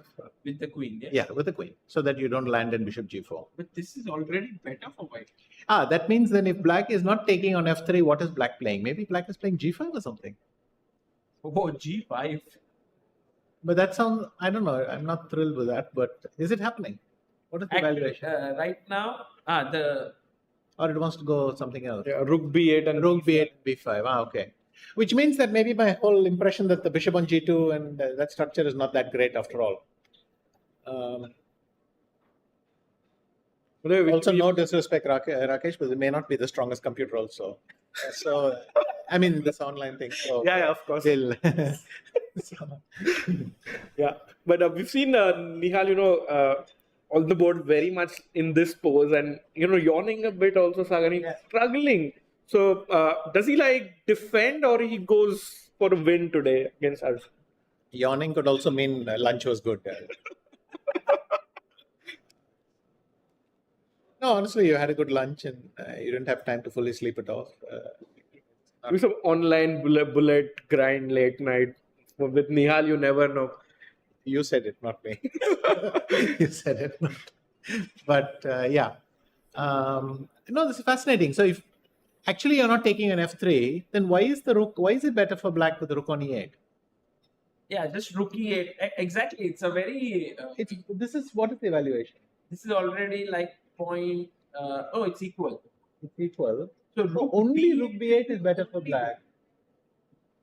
To be better because he wants to play b5. But what's the big deal? If I go d3, then say e3 will hang. Okay. Somewhere. Or knight g4 will pro. So the big value for white is having that pawn on d2. Because it's protecting e3 and that is protecting f4 and everything is hung there. So if he goes b5, he kind of forces you to take, and then black has this pawn mass, right, on the queen side. More than the pawn mass, I think you lost control of d5.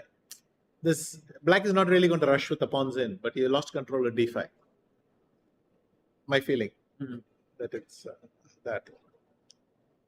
Vishy, with engines being such a big part of, let's say, modern day chess, like when we see Arjun many times, we talk to him. He's not even read many books. He's kind of grown up on engines and of course many other things. And there are a lot of young kids here. What would be your suggestion for them when looking at these live games? Should they look with engines? Should they not look with it? Does it change? Because when I was young, everyone used to say, don't use engines. And I was growing up that way. But now, is it different? I mean, honestly, I would say go take a walk, but don't look at the engine and don't look at the book also. But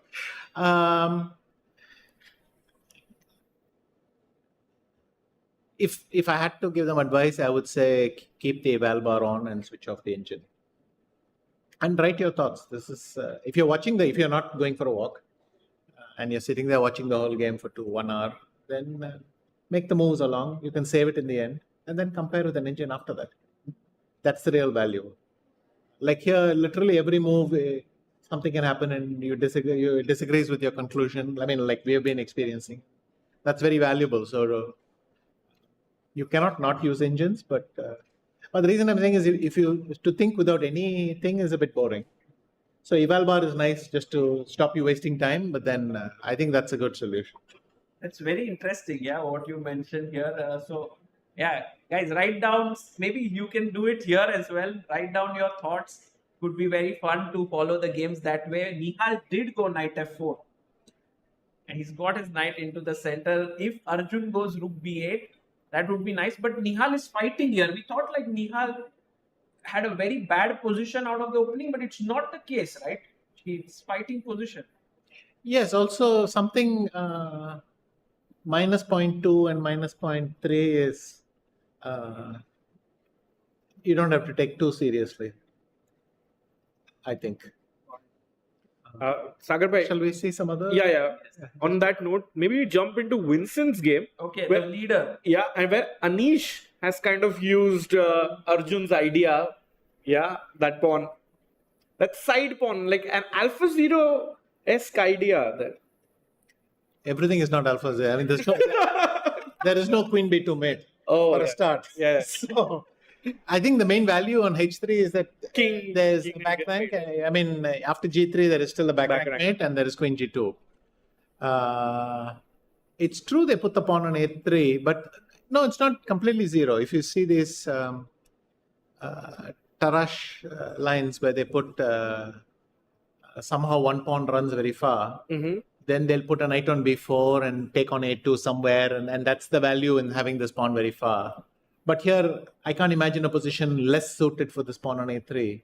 Knight is on D7, everything else is back there. So for me, this is a nice position for white. If I play B4, white. If I play B4 at some point, it's white's move even, then this a3 pawn is slightly weak.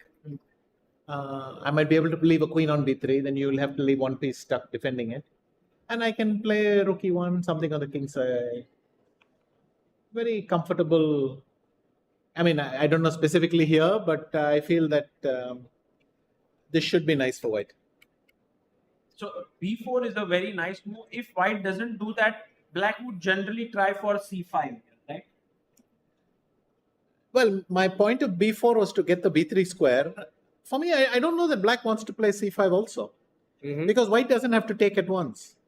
White can play bishop b5 and then some rook c1, bishop a1, something like that, hang around there. Because you have hanging pawns and you have a weak pawn on a3.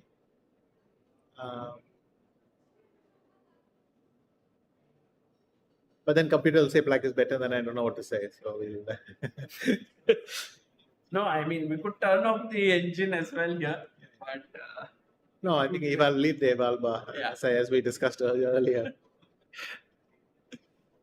But this is an interesting position. Anish has had a very steady start here, 3 draws, while Vincent 3 out of 3. So this could heat up potentially, this one. We could go to another one. Pranav versus Vidit. And this game, I was so surprised first with the opening, not because Vidit went for the Berlin, he does that, but because Pranav went rook e1 and he kind of played this very positional, or you can say equalish line, because Pranav is at heart a very, very aggressive player. And also, by the way, Pranav is part of the Westbridge Anand Chess Academy right now. So, what are your thoughts of Pranav? He won the challenges last year, got here, and his style of play and this opening choice. Against the Berlin, it's a reasonable option. The rook e1 is a normal line. People come to it from time to time, and you can say it's solid, but everything in the Berlin is solid. So unless you specifically want to have some idea in the Italian or something, then you play and white has got a little something. So it's not a failure of the opening or anything like that. Right. So the opening went okay, but suddenly things are shifting in black's favor here. It's already showing black is slightly better. Yes, I don't see why. But this is the difficulty in evaluating these positions. For me, that knight on f5 doesn't look like a great piece. But sometimes the bishop on c4 can be in trouble, or maybe b5 is coming, or I don't know, some b5 maybe is the point. And then c5 and something like that maybe. Or b4 and then queen b6. No, the f4 you haven't played, so there's no queen b6 check. I think one thing Sagar Vidit was telling yesterday was he's struggling to adapt to the new time control where there's no additional for 30 minutes at the end of 40 moves. So now again he has 40 odd minutes. He's got to start going and start playing these moves quickly. He's always getting in time. Yeah. Vidit has been the most entertaining player in this tournament till now. All 3 games were topsy-turvy. And perhaps this one no different. Yeah, this one might also go in any direction. Let's go to one more game. We have Ray Robson versus Evander Liang. 2 American players here. And a very different kind of a position. 2 pawns in the center. Knights have come on e2 and d2. What do you think, Vish? I mean, this is a fantastic position as a spectator. It's really dynamic, and pieces are a bit off their usual squares. In the Italian, it would be quite different because that black knight would be on f6. Here it's on e7, but white is anyway sacking this pawn on d4.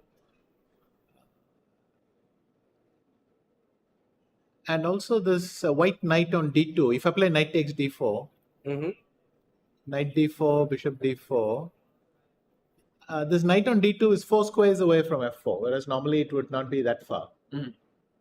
So if it's on c3 somehow. You can play knight Yeah. e2 f4, and it's a big threat in the Italian. Yep. But here it's not ideal for this. But these positions are very interesting. People may think black is a pawn up, but if I castle, black can't castle because the h5 pawn could become weak somewhere. It's a very rich position, this Italian. I agree that this is more interesting than the Pranav Vidit game. Actually, a wonder must take the pawn, on d4. Otherwise, he might not have that. Like, he lacks the center control and He goes for it. He took it. Yeah. Also, what's the point? Here you should take the pawn because it's only reward for getting this h5 g4 thing. Right. Okay, so this one, and then we have the last game that we haven't looked at yet. Karthikeyan versus Jordan. It's interesting that they actually went into the Berlin endgame, which has not been very common these days. Yes, but I think it's fair to say that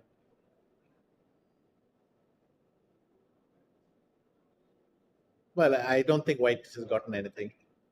And though I've not seen this particular position with the king on b8 without the rook being stuck there. But I guess he played b4, ab, swapped rooks that way. Did you ever like the Berlin, Vishy? Like, you played it with both colors, but not so much, right? This endgame, especially. No, at some point I was playing it a reasonable amount, or people didn't allow it. So but it's true. I haven't played it much recently. I played it because it's not only the Berlin. You have to study the whole e5 complex and keep on. And it's nice to try. There's a lot of interesting stuff coming elsewhere. So kind of want to try that. So this, in a way, like in opening theory these days, even if a line is kind of equal, there are these trends coming and going. It's because people just want to try different things after a point, because Berlin was never refuted or anything like that. Why did people stop playing it? Which opening was refuted? Yeah, I mean, it's also. I mean, you look at almost all openings, Marshall. They say the same story. So you have to pick one, but I think there's some benefit in moving around anyway. Right. Okay. So king b8, and you think this is white has nothing here or something? That was my instant reaction because normally whenever black can play bishop d5, these things shut down completely. And here, because even white has committed this b4 and all, black can play rook d8, rook d5 and c5 and break up that pawn structure and all. I think rook d8 is almost a threat now. So what should white play? White can play rook d1 maybe. Rook d1. But then I go b6 and I'm threatening king b7 and rook a8. And then you have to think about that also. You can play g4 and knight d4. That's a positional threat. And then we have to keep on thinking whether we shall allow it or stop it. But let's go to the challenges. Okay. It's enough Berlin for one day. Let's go to the challenges section. We have many interesting games here. Rakesh, by which game? So, Sagar, no Berlins here in the challenges. Fighting chess. Can we jump into the leader, Pranesh's game where he's playing Adiban? And the beast, look at this position for Adiban. This is what the Berlin is. Go back to that previous one, please. Which previous position? Yeah, previous position. Yeah. Yes. No, the one that this blocked pawn structure there. That you just had on the board. I think Leon. Harika's game. Harika's game. Yes. Leon versus Harika. Thanks to the Berlin, we now find these positions interesting. This is what happens when you see a lot of Berlin. You're so excited to see this position. But anyway, let's go to the other game. No, I just wanted to make that case. Okay. So going to Adiban, and Adiban is really someone I'm looking forward to in this tournament. He is playing here in the challengers. He has had 1.5 points. I think 3 draws until now. Yeah. The Do you think he can score his first win here, Vishy? What do you feel about his position? My first reaction was unbelievable for white. My second reaction was black can take a pawn, bishop h3, rook h3, queen g5 check. And but anyway, it's not that comfortable.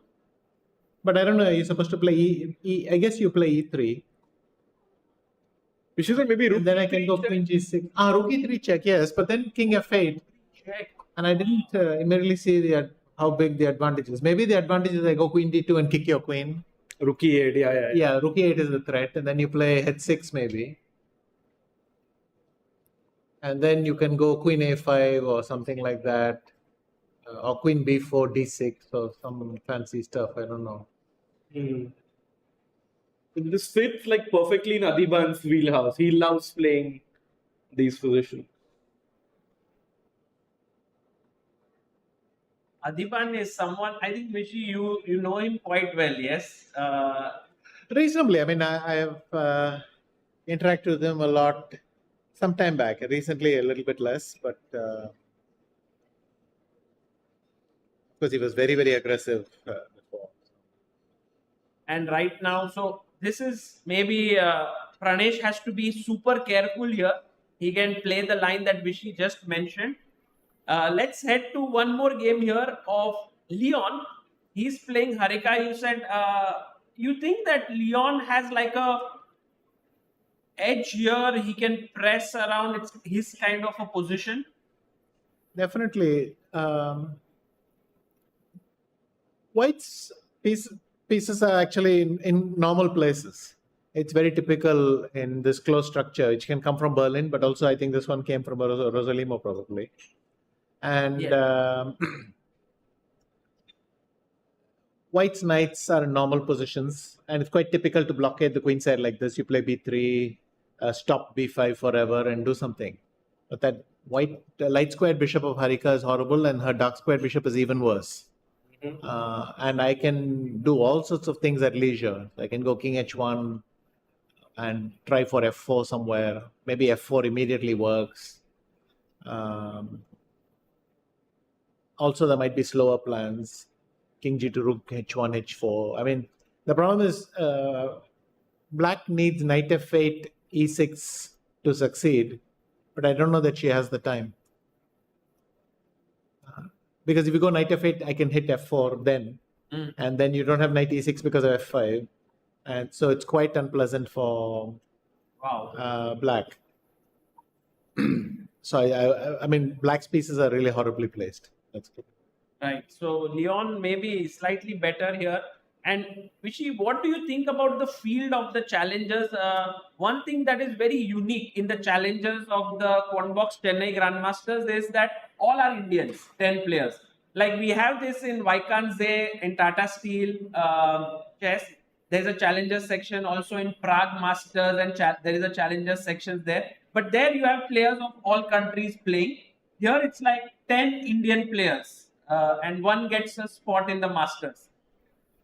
I think you can make an argument for both. If we can invite some other players, or but we have the depth to fill this. I mean, in Prague, I can say filling the entire B group might not be that easy. Yeah, thanks. But here it is, and I think that what reflects. Also, then they have this thing that, just like Tata Steel and so on, they have this pathway. People who do well in the challengers then can get into the main and so on. I mean, here it's the winner qualifies, but they have the ability to invite a second one if they're very impressed also. Okay. Sagar, speaking of Tata Steel event, it was Leon who actually won the challengers and played the Masters this year. So that's a great opportunity for him at this stage of his career. So maybe he wants to do the same in Chennai and qualify. So. Yeah. Actually, I have a question for our viewers here. So Leon, whom we were just talking about, is very good at one more thing apart from chess. Does anyone know what is that? The one who actually gets the right answer also gets special gift here. We have a cap that you will get today. So anyone wants to try? So yes, you can go for it. Guitar. Yeah, who's violin? Okay, you are right. So he is very, very good at violin. In fact, it. I wasn't sure if it was violin or mimicry. So this was the. So I thought that's a trick question, but I don't. I hope Sagar knows which answer he had in mind, kind of thing. But yes, it's, Yeah, his mimicry is kind of certified by all of us, but like violin, he's given these examinations and all, and he does remind me of these great masters like Smyslow or Taimano, who are very good players and also musicians. Yeah. And Sagar, do you know which player in the Masters is a trained musician? Oh, that's a good question. Who? Yeah. Vidit? No way. No. Vidit does Like play not the on guitar. YouTube, like really trained. Like it's Vincent Kaima. Oh, Vincent. And his dad is also a professional musician, I think. I thought. yes. Oh, I didn't realize he had actually trained, but I knew his parents. Yeah. Yeah. Very sure, Rakesh bhai, he's also trained or? No, he's definitely Nice. trained. Okay. A nice synergy between chess and music. Right. Okay, by the way, Vishy, King H1 on the board. One of the plans you mentioned to go for F4 will happen pretty soon. In fact, think about it. Even without G3 and King H1, I could have played Knight F5. Here, you can say like even now here, yes? Bishop F5, EF5, then the last hope for your Knight on D7 is gone. There is no more E6 square. Now it's the deadest piece in the. I mean, what does it need? Knight B8, A6, C7, D5 just to come to a real square. And I can still break with F4. I can break with H4. Wow. So it's a horrible position, actually. I'm surprised the computer is not giving even bigger advantage, actually. It's almost +1, yeah, here. Yeah, point. Yeah. But I thought it's even more, but apparently it's not, yeah. We have a very young talent here, Harshvardhan GB, who's taking on Diptayan Ghosh. Harshvardhan is the only IM in these 20 players who are playing here. And his father also is a chess player, Yes. Krishnan.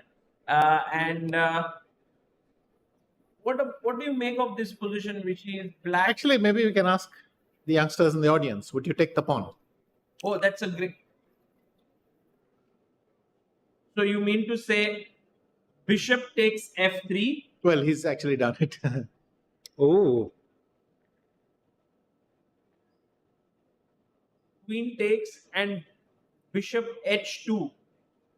So he has done it here. But is it a good idea? Should I ask them? Yeah. Okay. Bishop H2. I think now you have to. Oh, he wants Bishop D2. But then I think Knight E4 gets complicated. Let's see. Sorry, I answered my own question, which was not the plan, but anyway.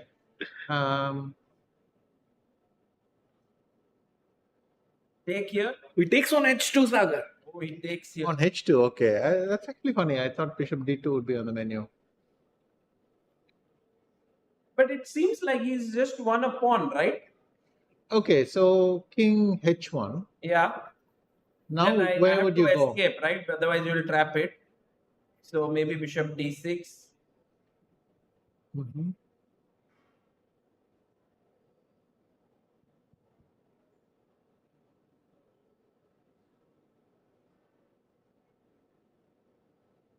Okay, if I go Knight E4, Knight takes, Queen takes, you have to play G6. Then see how horrible the Knight on D7 is. Usually that's where the compensation is. But here after Queen C6, I can defend with Rook A7. So for the moment, I've got this breathing space. And for the rest, well, it's a pawn still. Guys, you should... Okay, now can we ask the audience questions about Bishop D2? Would you play Bishop D2? What is wrong with it? Okay. Let's see. Why would you play Bishop D2? Guys, anyone here who can answer why bishop d2? It seems like it's winning material. So it's a tough one. Also, I love this part where Vishy is asking the question to you guys. It reminds me of Vishy's childhood days when he was watching this show in the Philippines, and then there used to be questions given there, and his mother would record it, and then he would come back from school and find the answers, and then get a prize. Yes, that's right. But I think all those puzzles had a solution just straight. You just had to find the. Typically, I think there were more problems, right? And you had to solve them. But this is more slightly open question, in the sense that I don't think there's a clear answer, but we can find some direction. Okay. So yeah, anyone here, you can take the mic. Yes, we have a. You can tell your name and then you can start. I am Arjun. Arjun, yes. I will play knight e4 now and bishop takes 2. Mm-hmm. Knight takes knight takes and bishop takes f6 and queen h5. Okay, hang on a second. So let's say you do that. So knight e4. I'll make the move. Yeah. Yeah. Bishop e1. Knight f6, knight f6, bishop f6. I go back to d2. So now queen h5, I can play g6 and you don't have the follow-up. Maybe I could even play h6, but okay, let's do g6 because I took away the h6 square. I think that was my... And more important that black is threatening queen f4 somewhere.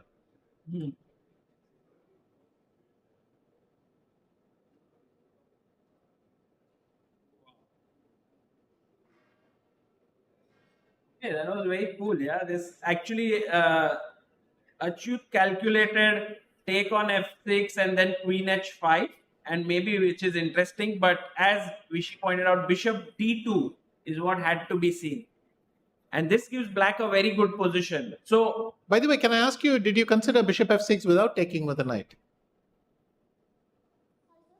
Did you consider bishop f6 after bishop e1? So knight f6. No, bishop e1. Bishop takes bishop f6. Did you consider taking with the bishop here? Okay.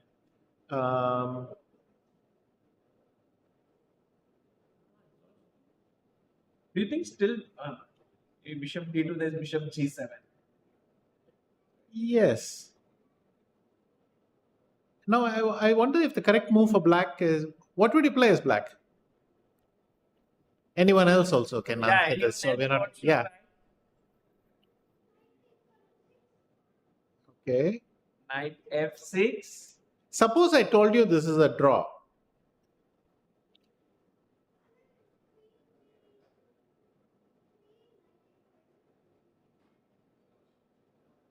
Can you have a mic? Sorry, can't hear you. Okay. The here. First row. First.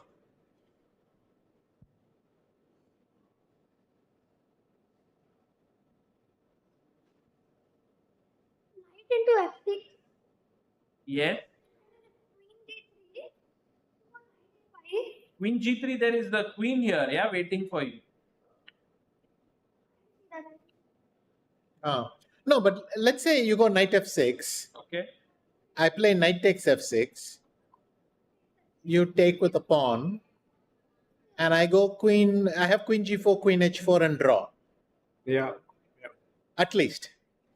Yeah, I don't know. I don't even need to look for more. I know there's a draw there. Right. So if I told you that, Yeah.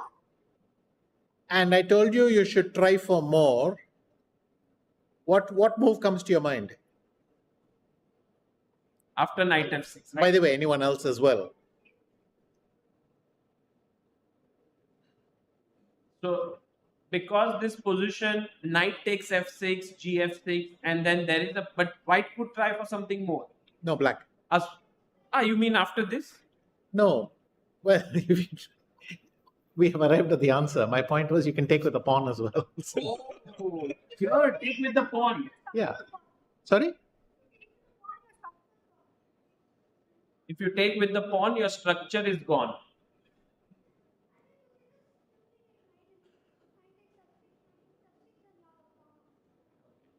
But there is a bishop here. You've forgotten to capture my bishop. Yeah. Bishop d2 again. I think mentally you've captured everything, but you have to do it in some order. So it just you either take on a f6 or you take on e1 and so on. Yeah, here the problem is bishop d2, no? And now... Okay, so let's get back here. So you were saying if bishop f6 here, there was g takes f6. So the original question still stands, right? With bishop d2. Yeah, what is the thing? The computer is now, the eval bar is now at flat 0, which means that knight e4 and knight f6 is probably the answer. Actually, start with bishop f6 itself. Here itself? Yes. Ah, okay. But then I take with a knight and knight e4, yeah? And that's the thing it wants to do. Right. Yeah. Maybe because of this reason, that if I start with knight e4 and take with the bishop, yes, actually, if I go knight e4 and you take with the bishop and I take with the bishop, taking with the pawn might give a no with the bishop. You might taking with the pawn might be the right way, right? Right. That's the only way, in fact. Amazing. But I'm curious. After gf6, let's just see what happens after rook e1. I mean, I understand. So f5, knight g5. And then you go, what, hit 6? No. Knight f6. Knight f6. Simply everything got blocked. Can I play d5 here or then hit 6? Then hit 6 is the answer. Okay. Guys, what you are seeing here essentially is how a world champion calculates. Yeah, so this is very instructive. And I also am always amazed that Vishy, you are always, I think most of the times thinking about a position, right, in your head. Like even here, when we go to our next position, you are sometimes thinking about the previous position. Yeah, I can't help that. Sometimes something sticks in your head and then a little bit late I will have the answer, but you will have moved on and that kind of thing. But so you could actually analyze like two positions that like you can see this, but you are also sometimes analyzing another one back of the head. It's possible, but I might be seeing this, but also not fully here. That can. Okay, we go to one more. We have Indian versus Aryan Chopra, and Indian has been doing quite well in this tournament, 1.5 out of 3. And here, Dream position for white. I mean, it's just black's position is horrible. At least if the knight was on d7, I would say it's only much better for white. But here, I don't know what to say. With the knight on c6, just no hope. I just play h3, bishop e3, and it's almost resigns. Yeah. like, how does it make a difference with knight on d7? Not very much. But the problem is, the main thing is you've given me the d5 square for nothing. And so I can choose when I put a knight on d5, I can choose when to exchange, I can choose whether I capture the e pawn or the c pawn. So many ways to do this. Right. Okay, this is big advantage for Indian. And we saw, I think, Abhimanyu. Abhimanyu, who's leading, right? Vaishali. Abhimanyu, yes, he's on 2.5 out of 3. And Vaishali also part of, I think both of them are from Waka. Yeah? Yes. Well,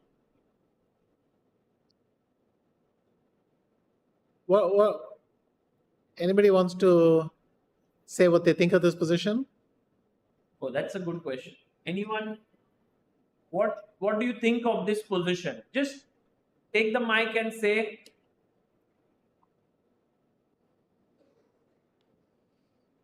We'll try to give someone else also a chance. Is it okay?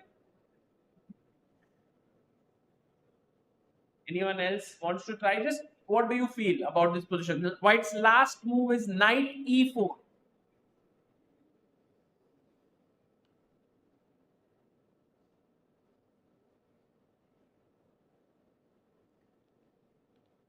And do we have someone? It seems like kind of an even position. Of course, the bar says so. But white has the bishop pair. Exactly. So these positions, even if they look harmless for a long time, there are people who are quite successful with white. very happy in these positions because of the two bishops. You can keep on going round and round. But I suspect that here I will take on e4. You take with the bishop, and I can play something like knight a4. And then you cannot play b3 because I have knight c3, and I can play b5 and leave the knight there. But it's important, if the knight gets stuck somewhere in the back, then black is worse. But here, because the knight is quite active, it's working out. I think knight a4, maybe knight c4 as well.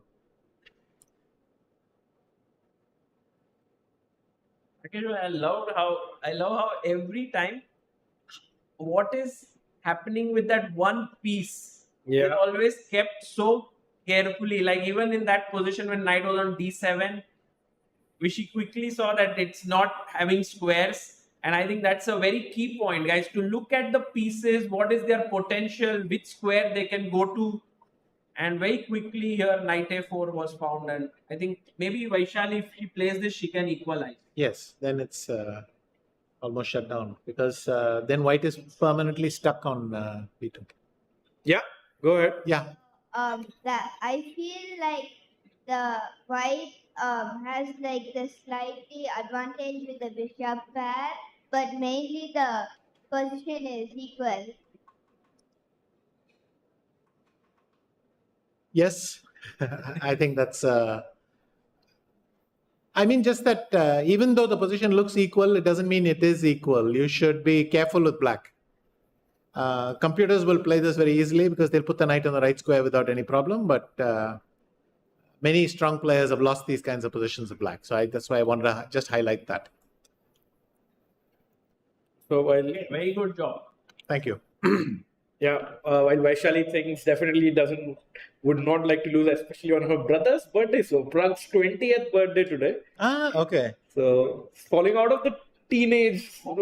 I loved how Vishy in one of his podcasts said recently that they feel like these young talents, but I hope they quickly turn 20 and beyond so that they're more Yeah, Prakhar's podcast recently. So. And nice to see Vishy sir's podcast with Prakhar. Prag did a podcast with Raj Shamani yesterday. So lots of Indian chess podcasts coming up overall. Yeah, it was very cool. Also, I think in that podcast you showed your game with Aronian. That was great fun to watch. Yes, very unusual. I did not expect to show such a chessy game. Yes. In a general podcast, so that was fun. And Sagar, before we jump into a quick break, I would like to go back to the Masters section. Yeah. Because Nihal, it looks like, has turned it around a little bit. Hey. Oh my God, he's slightly better. In fact, not slightly, significantly. Yeah. Arjun didn't play rook b8. What did he play? After knight. No, wait. Knight f4 happened. Black could have played rook b8. Yeah. Black has put the king on h7. Yeah. White has put bishop on d5, queen on g2, which is two moves. Yeah. Where did black's two moves go? Please tell me. This is a puzzle for all of you. If you haven't seen it, close the moves. And they can't see. Yeah, they can't. Okay. So where did black's missing moves go? I mean, Arjun could have gone rook b8 and gone back to a8. I don't think that happened. The last position here. So then they. Okay, show this position and then show them the last position. So this is the last position. So the question... White has made 3 moves, black has made 0. Puzzle for the audience.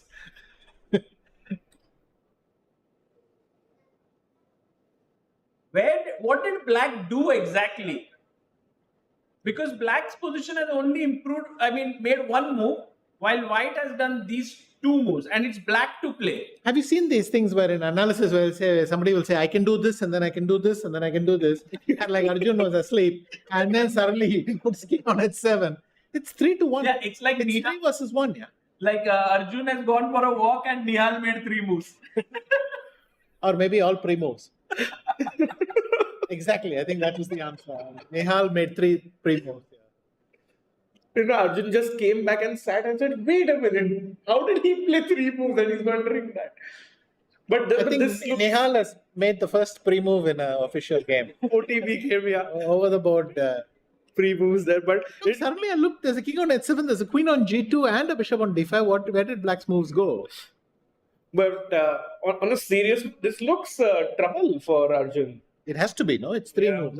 So he put the knight on g4, okay. Went back. And then went back, and that's where the moves went. Right. So black has lost 2 moves just going back and forth. Do you think he'll play rook h8 and king g8? Oh, that's why he went king h7. No, I don't think so. But No, the threat was, I guess, somewhere bishop e5 and knight g6, right? With the bishop here. yeah. But then that's a problem after rook h8 and king g8. I go bishop e5 and knight g6 is a threat. Right. How bad is this for black? I mean, I understand he's lost a lot of time, but does it matter immediately? What is the first move that comes to your mind for black here? Like if you were black, would it still be rook Why don't b8? we throw this to the audience? Yes, guys, what's the first move that comes to your mind? Black to play. Arjun is in trouble. What do you think you would play here? Lots of people on their phones, which is not helpful. But maybe we could flip the board so they can see. You want to flip the board. Okay. So it's maybe easier for them to answer. Guys, don't look into your phones and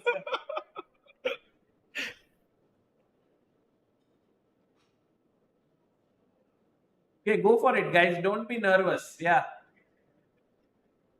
Rook h8 was one suggestion. H8. You mentioned rook h8. Okay. Rook h8. Rook b8. Okay, Yeah. very interesting. Any other moves that come to mind? Sorry? g5. Pawn to g5. G5. Wow. Yeah. Okay. Vishy, 3 moves suggested. Do you think any of them are good or some are dangerous? Rook h8, I also thought was an obvious plan, but the problem is I don't have king g8 afterwards. So till I can figure that out, I cannot follow up with king g8 at least. So rook h8 feels strange for that same reason. g5, I'm a little bit shocked. Maybe knight h5 already is good for white. Or maybe just rook e1 is possible because you cannot take. For the moment, I keep it like that. Yeah. That's so cool. G5. Should I flip it here? G5, then rook e1. What a move. Because if you take, I take, and there is a pin here. Ooh. Nice. You're bringing the last piece into the game as well. Cool. And we'll let Arjun think about it while we take a short break, and we'll be back with you very soon.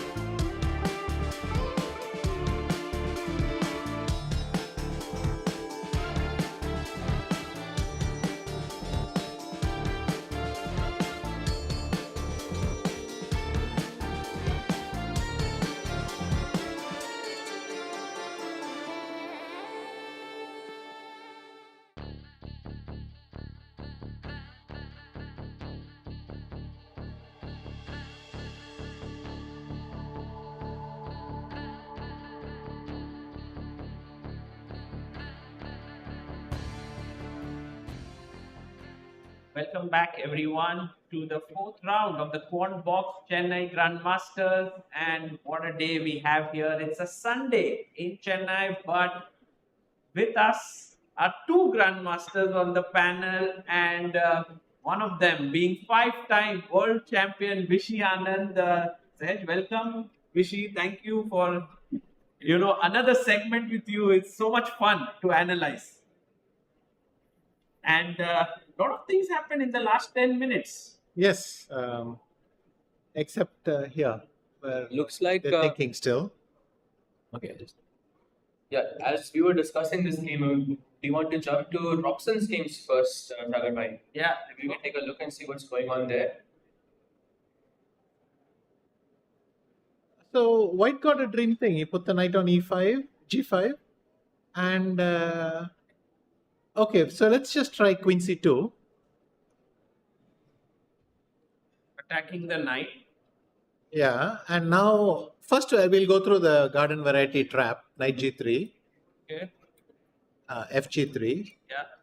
bishop e5, and now the trick is if you go king g7, then rook f7 wins. Oh, that's very nice. Also, bishop g8 is sometimes the point, but that's not here. So I was thinking maybe black has to go back to d4,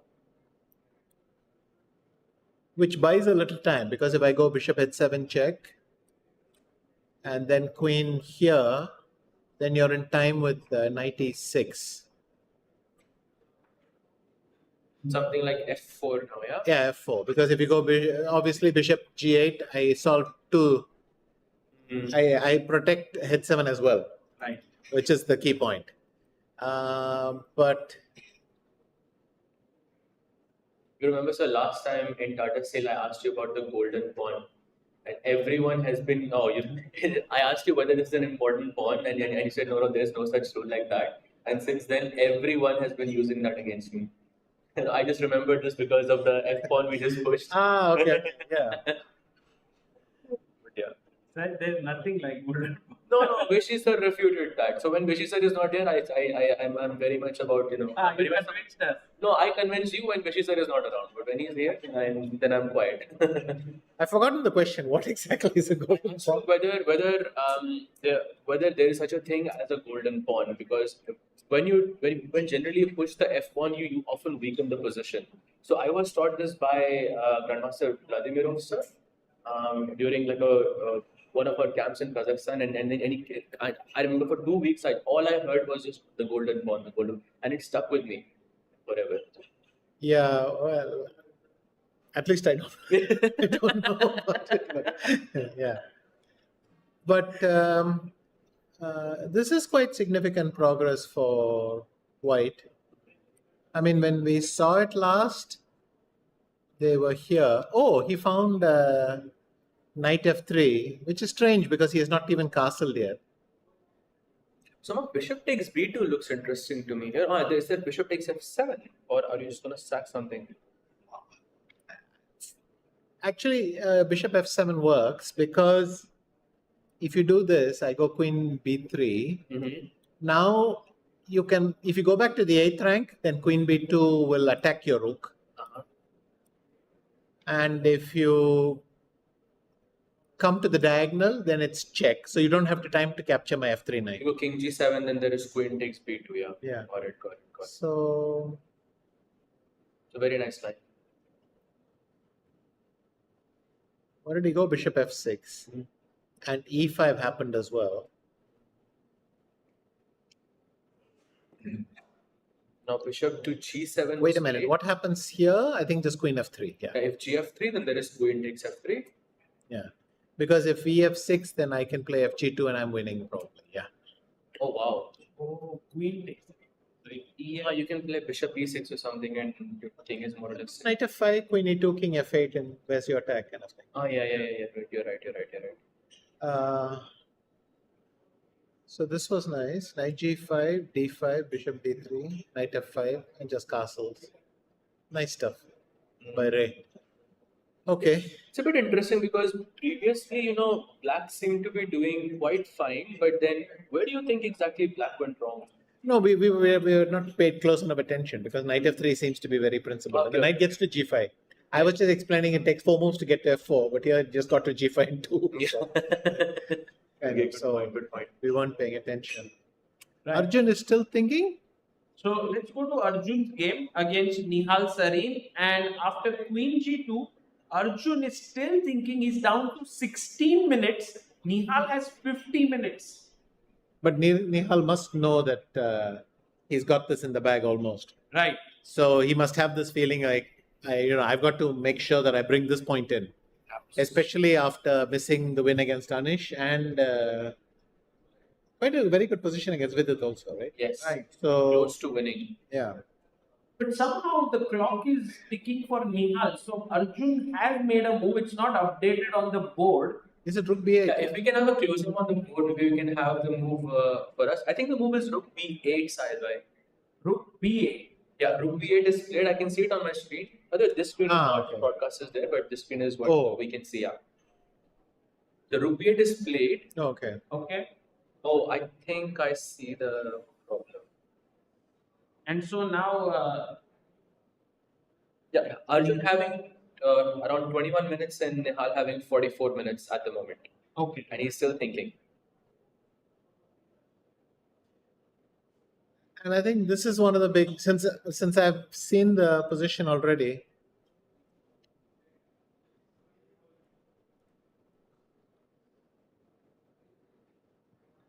yeah. So this one seems like after rook b8, Nihal has to find the right way forward. But it's not it's not a very easy move to find. Since I saw the answer, I'm not going to pretend I didn't see it.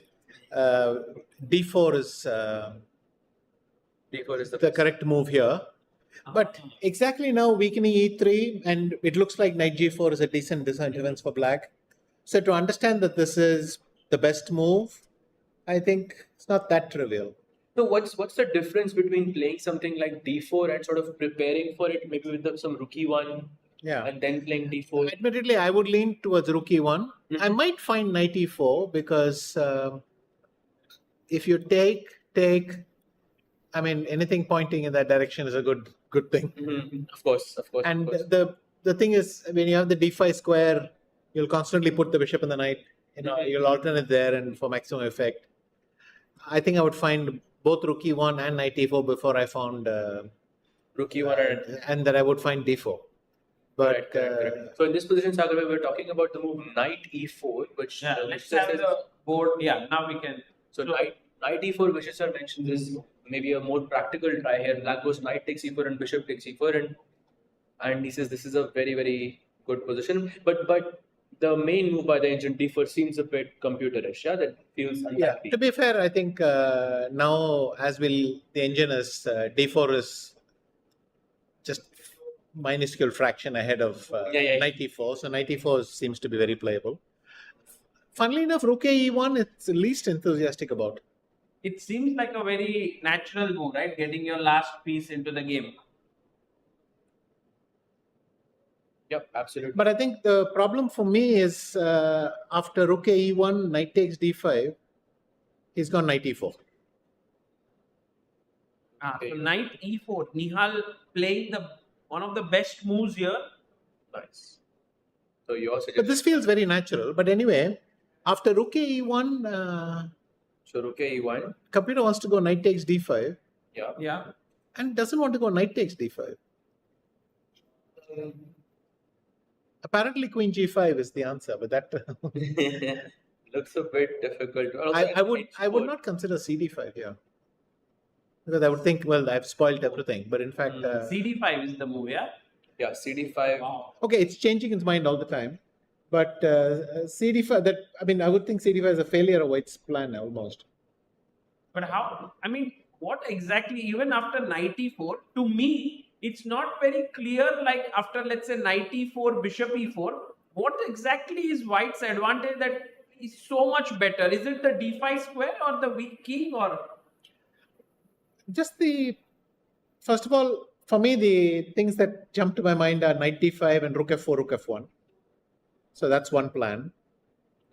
I mean, in a cautious version, if that was not possible, I'd play h3, rook f2, rook f1 also.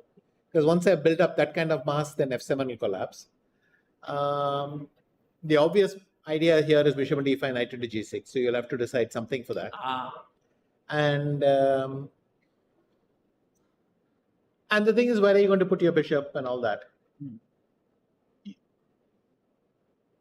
It's actually tactical, yes. This is very tactical. Very, very tactical. So, what do you think has gone wrong for Nihal so far in this tournament? Because he has had such great positions. You know, even against Vidit, he had more time as well. But Vidit sort of pulled a. That much detail I don't have, but it's strange because he's a very good finisher. Yes, exactly. So, and he normally calculates very fast. So something went wrong. Okay. Whereas with, let's say, Vincent, he was worse out of the opening, and I think that's a kind of logical story. But the remaining two games, even if later on he had a chance, that's kind of accidental, I would say. A bit. But with these two games, it's quite surprising. Should we look at the game of our leader, Vincent? Absolutely. So Vincent versus Anish has some progress here. C5 is on the board and Vincent has maneuvered his knight from f3 to d3, put his pawn on f3. Very complex position. Yes.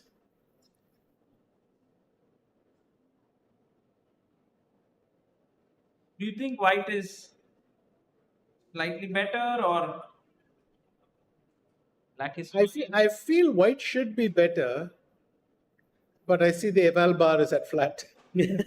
So I don't know what to say. But why do you feel like white is slightly better? Like the piece placement of white?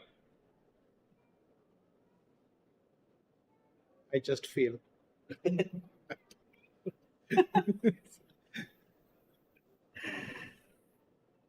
I mean, if I had 5 seconds to choose a color here, I would say, okay, I'll play white. Yeah, is I think my logic. I don't know how helpful a method it is, but that's what I'll go. Right. Would a move like d takes c5 be useful for white here? Sometimes it might be critical, but we have to be careful because black then can play queen b6. So my bishop on b5 right now is sitting pretty. And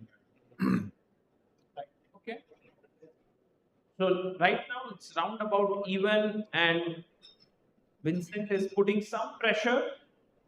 Vishy, you played Anish for many years. And he's kind of at this stage, maybe he went down in ratings. He's coming back up. He's reinventing himself. How do you sort of gauge him as a player? Is he evolving into a more aggressive player? He was very solid, right? Back in the day. I think he's aggressive, solid. For me, doesn't really capture modern chess. I think he's well prepared, and he tends to make classical moves. You know, plans that are well known historically, kind of very rough description. And I think now he still operates within that parameter, so he doesn't do the completely crazy stuff. But you have to follow the herd also. If everyone is going in some direction, and that's the thing, then you have to do that, and he's doing that. He must be quite happy with some of his rapid and blitz results, but not all of them. I think in did he play Warsaw or? Yeah, he played, I think, in one of the Zagreb. Grand Chess Tour. Yeah, I think Warsaw. He did pretty okay in Blitz, I think, the last day. Zagreb, I think. Okay. Yes, I think, yeah, because he played Magnus as well. Correct. Okay, then we have this game which is between Vidit and Pranav, which was this Berlin. Kind of forced us to look at also the games of the challenges. But do you think the game is heating up here?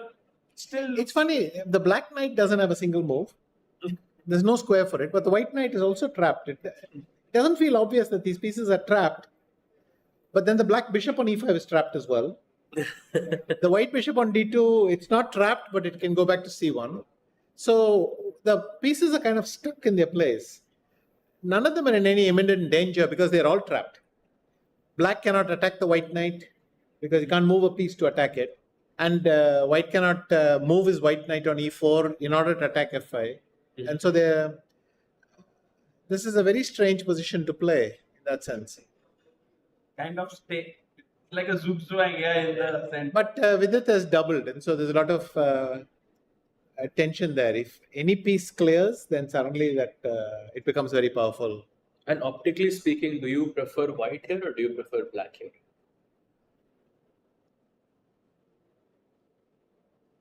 I think I prefer to change the board. I have no idea what I prefer here. It seems to me both are slightly struck. I mean, maybe because of this d6 pawn, I might have said white, but I'm not really convinced either way. Because as I said, I don't see my next move for either color. So you prefer neither? By the way, guys, Nihal's advantage has grown massively because Arjun has gone wrong with his last move, bishop f5, and we have the blue arrow on the board, which says it's the only move to fight for the advantage, which is knight takes f6, like a big advantage.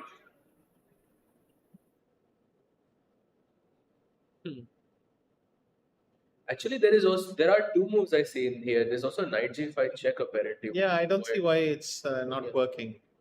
Yeah, there are Or maybe knight blue simply means the best move. It may not mean the only move, right? It means that it's an only move in the position, so it's an only move to draw, only move to win. Otherwise, there's a very big difference between the evaluation thing. But I think it could be a bug. Maybe it's not the case here, yeah? What do you want? No. I prefer it like that. So knight g5 also you think which is a good move? Check. Look, bishop on b2, bishop on d5, knight on f4, rook on f1, and knight g5. I have to say, when you said knight f6 is the best move or the only move, it broke my heart. Because knight g5 is just dying to be played, right? By the way, these two bishops does remind, I think, of your game also with Arjun, yes, recent. Like you had those two bishops. Yes, c5 and b7, yeah. So, by the way, among some 62 games played between Nihal and Arjun, 4 classical games, and this could be the first result between them. All draws so far. Yeah, all draws so far. But this could be a big blow to Arjun's chances in this tournament, and you know if he was fighting for the rating spot and so on, because it feels like Nihal just might cruise through here. Yeah, the position is so good, and look at Nihal's body language there. He looks relaxed. Wait a minute. Put knight g5 check. Okay. Knight g5 check. Yeah. King where? h8 or g8? I don't want to. H8 looks. Well, both cases, yeah. Okay, so go to g8. Then I go e4. Apparently, that's a blunder. Yeah, I go e4, and then next move is bishop takes e5 and knight g6. Right. Oh. So why is that not a problem? Isn't there queen d4 check in? Okay, so if I go bishop d7, for example. Yeah. Yeah, bishop takes e5. I go queen takes e5. Oh, Then knight g6. You're right. Queen d4 check. I was thinking maybe some knight d5 and something there. So king h1, I'm guessing, sir? Yes. Knight. Oh, yes, you're right. After knight d5, maybe just knight f8 is very prosaic. Oh, yeah. Yeah. True. Okay, but then the next problem. Put the king on h8. Yes. I go e4. Make a move. Bishop. Because the bishop takes e5, knight takes f7, knight takes g6. Everything we checked. Oh, wow. So after knight g5, am I supposed to play king h6? No, because then bishop takes e5, knight takes f7, queen g6 mate. No, one second. King h6. No, but I could start with e4. First of all, how can knight g5 not be the best move in the position? And second, isn't this amazing? And look, the Evalba is going through the roof. No, after king h6, right? This idea. Yeah, king h6 I thought good. Mine has gone through the roof before king h6. Let's see what happens. No, you are right. Knight g5. So that was a... 6 is the best move. Yeah, it is. Everything else is much worse. But king h6 is basically impossible, no? No, but king h6 is also losing. But then it's tougher because Then Nihal has to find some moves like Queen G3 stuff, and not E4 doesn't work there. E4 there is I think Knight D5 and Knight Queen D5 G5 is like, that's the trick. Very tricky actually. The problem if I go bishop takes e5 and knight. So here knight takes d5, queen g5 is the trick. Right. That's why the king is attacking the knight. So after knight g5 check, black has to play king h6 to sort of keep that pressure on the g5 knight. So maybe we play queen g3 also feels very logical. You're just mating in the next move. But then knight h5. Knight h5, some rook f5. Oh no, knight h5 because queen g5 and knight g7 is still there. Knight You're basically using a piece. No, it's still knight takes g7. We forgot that piece. So knight h5, king h5, black has to play. Oh. Can we just have this on the screen? Knight h5, king h5. I'll also play it over here. Arjun's king going for a walk here. It'd be crazy if the best move in every position was king h7, king h6, king h5. And the only move to avoid mate was to keep going forward. Apparently, this is also a loss after king h5 for some reason. I don't know. I should hope so. Yeah. For my sanity. Yeah, big mistake. Bishop f5. By the way, Arjun has gotten up from his chair and Nihal is like fully relaxed. Nihal is like yawning 1 yawn per minute. Even yesterday it was the same. He was in time pressure and That he was yawning. was a full yawn. Full yawn. That was a full mouth, a hippo opening its mouth kind of yawn. And that was perfect. It would be like Nihal yawns his way to victory. Yeah? If he wins. He's just, let's see if he manages to do that. But yeah, position looks terrible right now. Did he play knight g5? Not yet. Not yet. He's thinking. And we had one more game. Karthik and Murli versus. No. Stay with it, please. That's what you have to say. I mean, if knight g5 happens, I want to say Arjun whether he can go king h6 or not. But this is the craziest game I've seen. First, Arjun sacrifices 2 moves, and then bishop f5.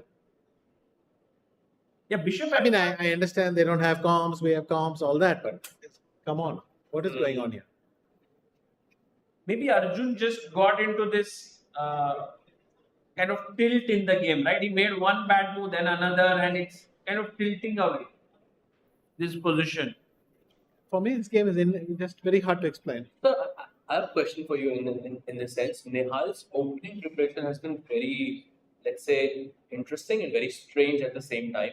But today was the first time when he had a substantial sort of disadvantage from the opening itself. Like we saw some 0.6, 0.7, something like that when we left. But suddenly he has a very good position again. So could this have been some very deep preparation, or am I just over analyzing this? No, it cannot disagree that much with your thing. I mean, it was clear that h5, h4, h3, and he was actually decent for black. It's not as bad as it looks for humans because you put the knights on g2 and g3, and I didn't feel practically it was bad for him. But look, these positions are not easy to understand because we're not familiar with them. We didn't grow up with them. Right. And it seems that rook b8 and b5 gives the counterplay, but you have to study this position carefully to understand it. It's not that easy because something is different in the way pieces are. I mean, normally I get the f and g file like this. I would be very excited. So I was quite surprised to see the opposite. And then Nihal in this tournament is working with Vishnu Prasanna here. And he's here, and maybe there is something with him that, because he's staying here and they are preparing this stuff. Maybe they're not preparing much.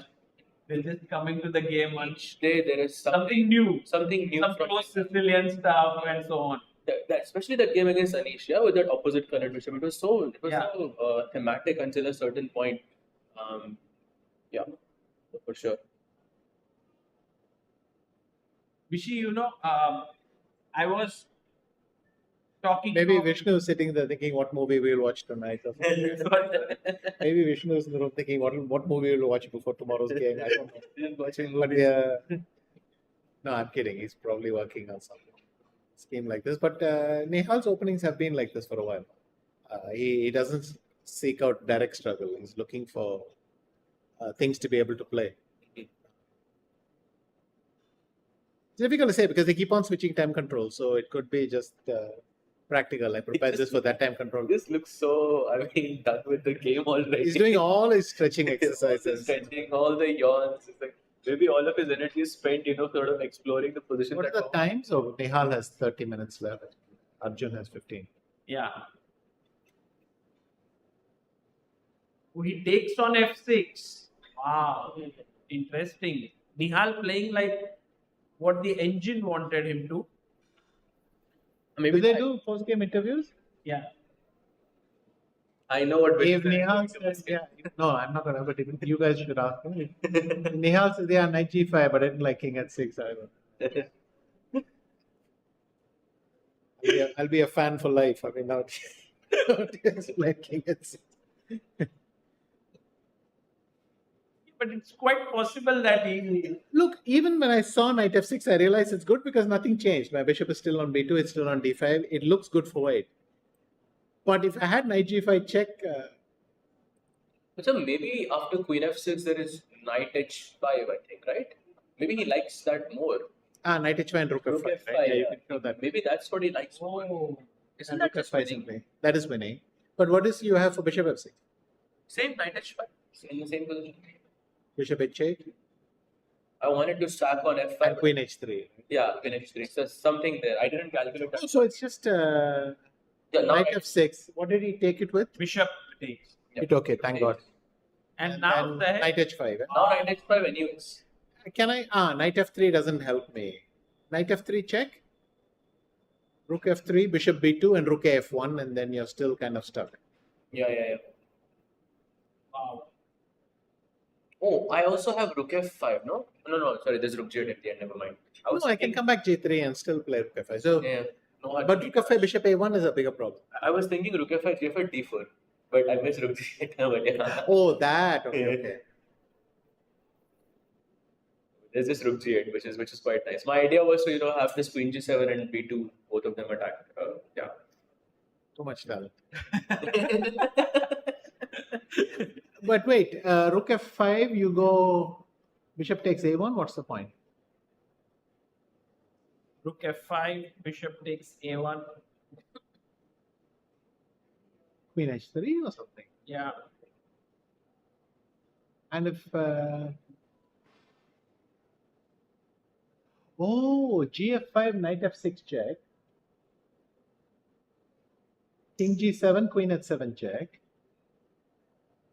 King f6, queen h4 check. H4, yeah, you win.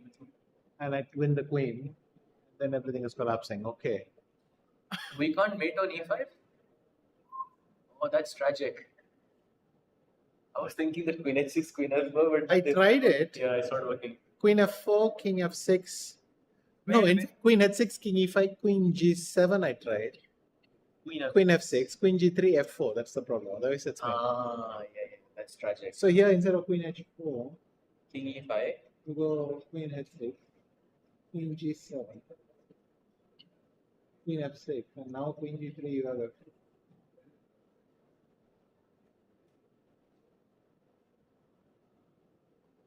Okay, then knight f6 is makes sense, no? Because black has only 2 moves, and if you're winning against one of them, there's a very narrow path. Right. Direct. By the way, Sagar bhai, there is an update incoming. I think the game between Robson and Wonder is going into a repetition. What? You should check it out. No because way. Robson seems to be slightly better in the game.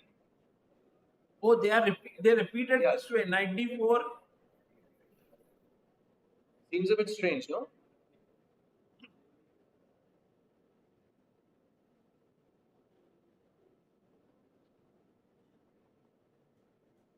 Yeah. I don't know if Robson will take it, with queen c2. Because if he plays queen c2, a Wonder can claim it. Oh, yeah, he's given up his advantage because he cannot go back to c2. I mean, at least given up that advantage that we saw. Right. So now... But he could play on, potentially, with rook e1. e1, e1, something quiet. I think we saw a similar scenario with Diptayan and in round 2. Pranay. And Pranay, yes. Because but black is threatening f6, right? for example, rook e1, f6, he takes bishop. Yeah, maybe rook e1 is the best move against f6 because only my pieces are in. You mean bishop e5? Bishop e5. Oh, that's nice. That's nice. See, it's a golden one. Yeah. Okay, so here maybe it's a key moment in this tournament for both these players, whether draw or you play on. Their option can try to continue here. Meanwhile, the other games are very even. By the way, in Nihal's board, he has played knight h5. It is on the board, so there's going to be proper Wow, fire. that means he has seen knight f3, rook f3, bishop b2, rook f5. Otherwise, you cannot enter the line. Yes, exactly. In a way. No, but you can also play. You can't do rook f1 here, right? Because then bishop e6. Of course, even there, white is better after knight f4 or. Oh, is it winning? I can see the bar just taking a big jump in that position. Is it rook h? No, not rook h3. It must be just knight f4 or bishop e6 and knight f4. Oh, it's just. What is the Yeah, best knight f4. Knight f4 is the best move. Wow. So maybe it's just rook f1 also works. Yeah. So Nihal is really closing in on the victory here. His first win, and it will be first loss for Arjun. What a turn of events, actually. And Vincent, how is he doing? Yeah, we should go back to that game. Because now the lead is in play in some way, I can say. Somehow it looks like these players are also going to find a way to repeat in this position, but I don't know. Yes, it seems that despite everything, these hanging pawns in the center are not easy for white to exploit in some way. Yes. As you said, d takes c5 is not a good move in this position. Yeah. But that's where my mind would go first. It's difficult to make progress with the white pieces. What about something like h4, h5? No. You play it.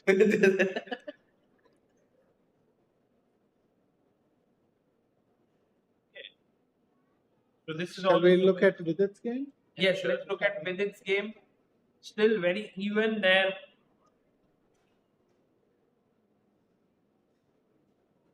If queen b2, the queen is getting trapped. Rook b1, you cannot play queen a2 at least. Because then I go rook a1, rook b1. Yeah, b1 and then Queen trap. Vidit should be careful here to take that pawn. I don't think he will. Is it equal so far? No progress from either side. Queen b2, queen a3 is also not making any sense. No? By the way, Vishy, did you know this was like hello?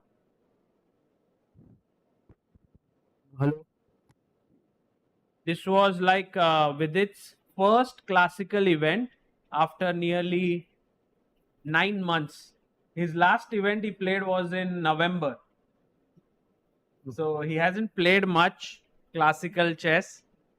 And I think yesterday was his first win in Chennai Grandmasters because he played in 2024. I don't think he won a single game there. So I thought he won one. Didn't he win one game? He or he drew all the he started -2 and drew the rest. I think so. So he lost to Arjun, right? Back then. Last year. Last year, first round he lost to Arjun. Correct. Yes. This Berry was better, winning even at one point. Yeah. And right now, and Vishy, yes. By the way, Robson Ray and Amanda Liang actually went into it. True. Oh, very similar to that game of Dipta actually, because he also had a good chance to win, but then they also repeated because of time. I think. Also, these tactics are easy to. I mean, we put in 2 moves and then we see the eval bar jump and we are happy. But at the board, maybe it's more complicated to decide these things, right? Okay, so draw in one of the games. And Arjun has played knight f3 check. Has he?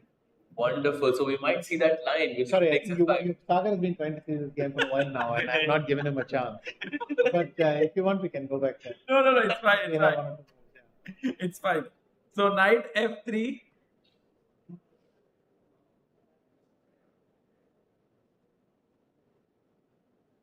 And I think rook f3 is very likely here. Seems forced, yes. 5 moves happens in that game. Sagar tries to look at it and then we say, no, but Arjun is now resting his head on his other hand. Let's go back and have a look. And then we come back again. I'm not giving you a chance. But you know, Vishy, I have a feeling that Jordan is slightly taking over, no, here in this endgame. I can't tell because for me, if white plays f4, then white has made progress. But if black plays rook takes c3, then black has made progress. I don't know which is happening faster. He can do directly, yes, f4. No, I mean, well, yes and no, because if bishop d5, you have rook g2 mate suddenly, and you have to check what happens there. No, here I'll go knight f5 and take on f6. I mean, if you play f4. Right, right. But hang on, if knight takes e5, then can I go bishop takes g5? Not 93. Rook e3? E3. Or maybe I throw in knight a6 first. Yeah, knight I f2. play knight a6 first. I mean, go bishop g5. But it doesn't matter. I can throw it in. No, it's still very, very tough. Yeah. Might be just a nice endgame for white. So you can't take on e5 yet. But if I go rook a3, you'll go bishop d2, and then what did I gain?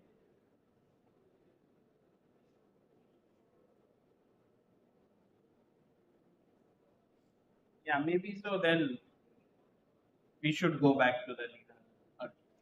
He did go rook f1 and it's happening. It's happening. But if bishop e6, then knight f4 is just unbelievably strong. Oh, because look, bishop e6, knight f4, bishop d5, knight d5, put your queen anywhere, e6, let's say. I played d4.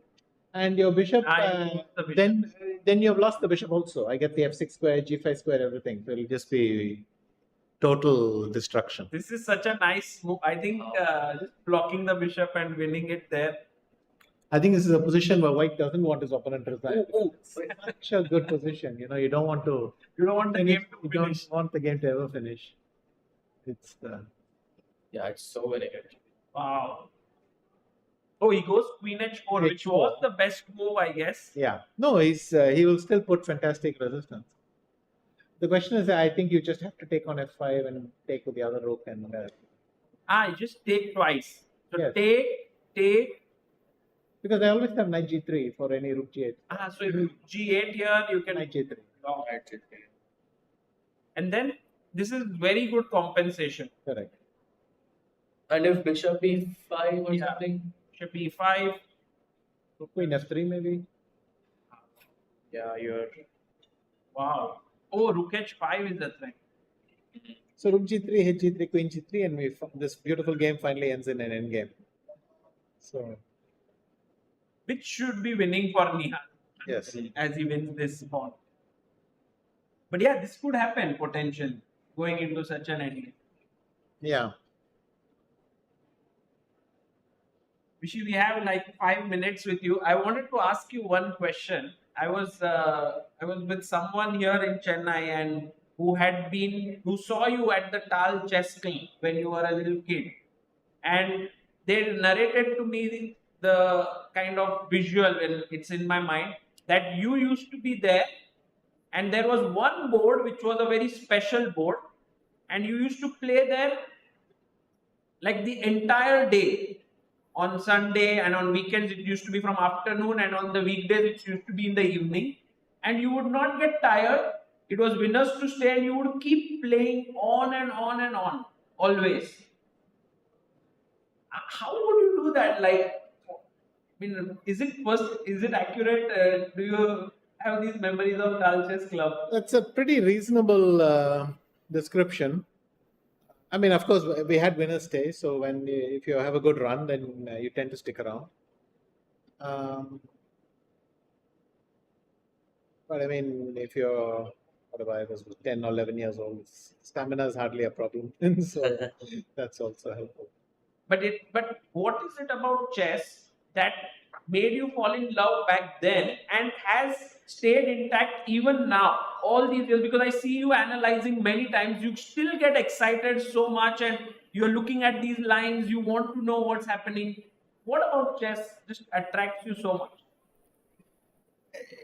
It's very hard to put into words. It's something's fascinate you. You can never quite get them out of your head. Chess is a typical case in this thing where chess players will often keep on thinking of a game for 1 or 2 days and that sort of thing. Maybe it's just the search for the answer. Wow. Search for the answer. That's so. Okay, he's gone bishop h3. Oh, knight g3 he played. Oh, so he's just taken the f7 pawn. So I think the position is not completely winning for Nihal anymore. So Nihal didn't take on f5. Wait, isn't there a problem? If I take on f7, you don't take, but you play king h6. How do I not lose the exchange? oh, bishop g7. The point is bishop g7. There is some very crazy line there. Well, now, I mean, here Instead of king h6, there is bishop g7. And now white has to play. I mean, I just saw it on Knight f5, bishop f5, rook f5. I wouldn't be able to see it, yes, but that is correct. Yeah, knight f5. Bishop g2, rook g7, king h8, and some rook f4. Or, no, sorry, knight h4. Seems crazy, very, very crazy. Yeah. So actually, Nihal seems to have slightly messed it up. Yes, here. I thought rook f5 was much more clinical than knight g3. Okay, but let's see rook f7. I'm baffled as to why king h6 is not a decent move. Oh, because of rook h4. Rook f4, sorry. Which is like that king h6 idea so much that he's trying to... Finally, when I come to it, it's not working. But because if whenever you have queen f4, I have queen takes h3 check, and that's the problem. What did Arjun play? Bishop to... Oh, Nihal hasn't played rook takes f7 yet. The only move in the position to have an Yes. advantage. There's also rook f4, by the way. So it can't be the... Alright, take and play king g5. No, your king is on h7, right? Oh, yeah. So the king is on h6. Yeah, rook f4 here. But then I can go queen h6, no? The queen takes... Oh, correct. Yeah, you have queen h6, so that doesn't work. Yeah. So then I have to take on f7 and somehow come back if king h6. So take. Yeah. King h6. Queen f4. Yeah. Oh, rook f4. Ah, no, rook f4, yeah. But you... Oh, rook f4, but queen f4. Ah, queen h3. Yeah, that's also good.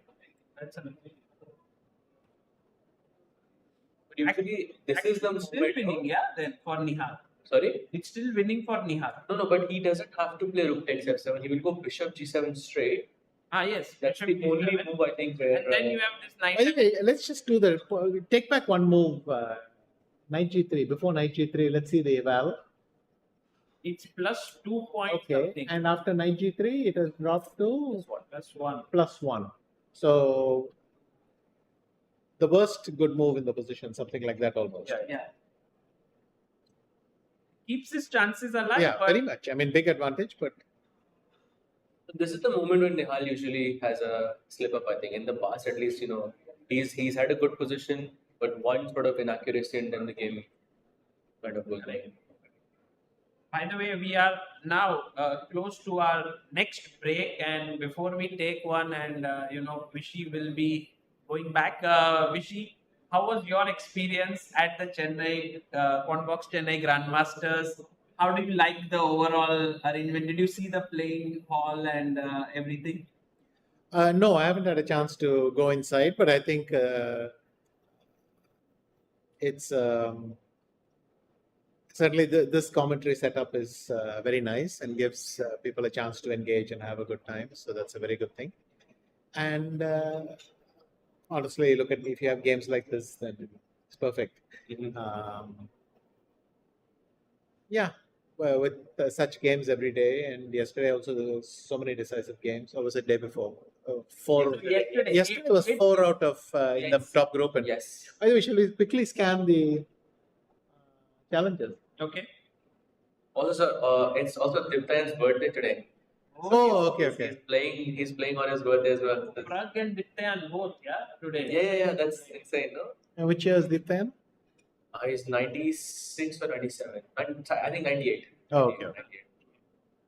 By the way, Abhimanyu has now a very big advantage. Yeah, he's a clear pawn up, and Vaishali is making the mistake of putting more pawns on black squares. So if white exchanges queens, the bishop ending also will be trivial. Right. So Abhimanyu should win. Harika and Leon, it seems like the H file has cleared up. But it's still horrible for black because Queens are up. Yeah. yeah. But I put one knight on f5, put the other knight on g4. Almost as nice. So king g2. Then just so easy to play for white. Yeah, no, the difference in pieces is too strong. So both are losing right now. And then we have Indian, who had a great position against Aryan Chopra. I think he has managed to keep it going. B5 was the last one. I don't see what's wrong if it takes to b6. Yeah, it's the best move. Yeah. Then you could even maybe sack the next day. Yes, but even f5 is such a threat. Okay. So Indian doing really well against Aryan, and Harshvardhan against the birthday boy. Oh, that position where bishop h2 happened. And black is a pawn up, but as you had mentioned, the knight is not having great squares. But by now, well, look, if I make a move like queen c6, how you have to control? Rook a7, right? Yeah, but it's black move, right? So maybe some move like rook c8 and then, but then queen f3. How b5, knight b6, knight c4 does that? Yes. Also like queen d6. So then queen c6, knight b6, and then bishop e7, c5. I mean, no, but we'll play rook c8, that's true. Not rook e8. Yeah. So what about something like queen d6? I mean, with bishop e7, I think queen h6 check. I don't like this, you entering queen c6. No, but wait, here if I go rook c1. It's taking over the c file. And I'm threatening queen c6 or queen c7. Yeah, I can't even play h6, that's the problem. Because we always have bishop e7.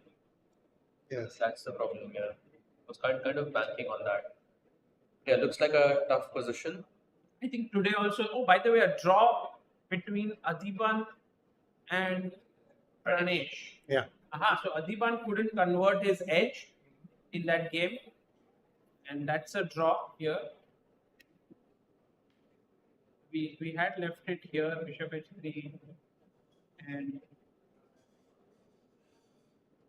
This looks great for white, yeah. it was very good. Then Adiban messed it up with some.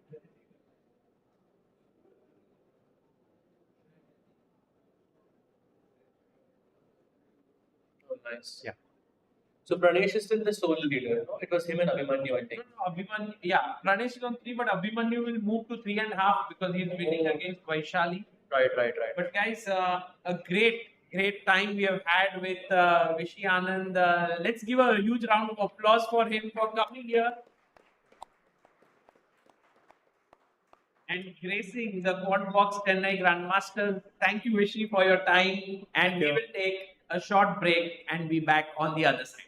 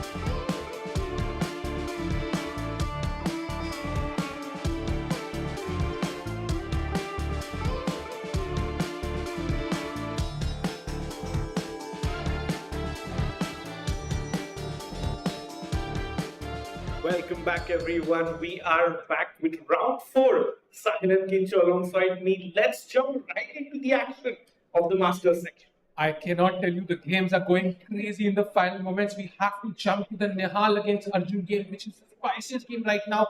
This is where we left, I think. Nihal, first of all, took on f7, bishop g7, and now he played a brilliant seat. Wow. Beautiful. To f5, attacking the queen, and if you take it here, there is mate in one with queen g7. So, of course, he couldn't take it. He plays bishop takes g2, rook g7, check, king h8, and takes the black queen as well. And now, this is the current position. What do you guys make of this and the time situation as well? Yeah, the time situation is getting tough right now. I mean, Arjun is like very surprisingly having a tough time. I mean, especially after the opening, which was not so clear for Nihal. Now he is giving a very difficult time, and we know that Nihal is actually amazing when it comes to time scrabbles. So let's maybe break down the position a tiny bit. Yeah, absolutely. Arjun surprisingly low on the clock, and Arjun has to find this bishop h3 move. Remember, no additional time. He's got to play on the 30-second increment, and Nihal not at the board. That's a power statement, sir. But Nihal, we've seen him make mistakes in this zone. Right now in this time, if Arjun can hold on for enough, he can battle these demons right now. He can play the only move in the position, bishop h3, for example. Then Nihal has to find some good moves because there is, a pretty dangerous threat of rook f1. That's like a checkmate in one. Yeah, I mean, not so likely that the players are going to miss this, but at the same time, you do have to be collected because suddenly the position is becoming so tactical, and you really need to be collected, and with such low time, it's gonna be very tough.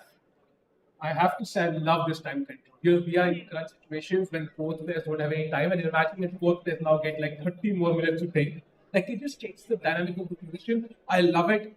Now Arjun has 5.5 minutes. He's thinking. We don't see him in this situation often. Nihal with more time. Okay, predictions. The final result, Rakesh. I think it's going to be a draw. Kincho. I kind of feel the same, but I'm gonna go for actually Nihal getting this in the bag. Wow. So I'm gonna go for an Arjun win. I think our panel is totally divided. Let's see how Arjun plays this. Meanwhile, an important look at the Vidit game as well against Pranav, because it seems like, if you move to the current position, G4 was played, and now this is the current position. Vidit is slightly better. Yeah, and this is a great position for Vidit, and we have lots of fans, and also Vidit's wife is here, so definitely rooting for him. And knight e1, rook e1 on the board, Sahil, black, and Vidit can just play for 2 results. Either it's going to be a draw or he's going to win.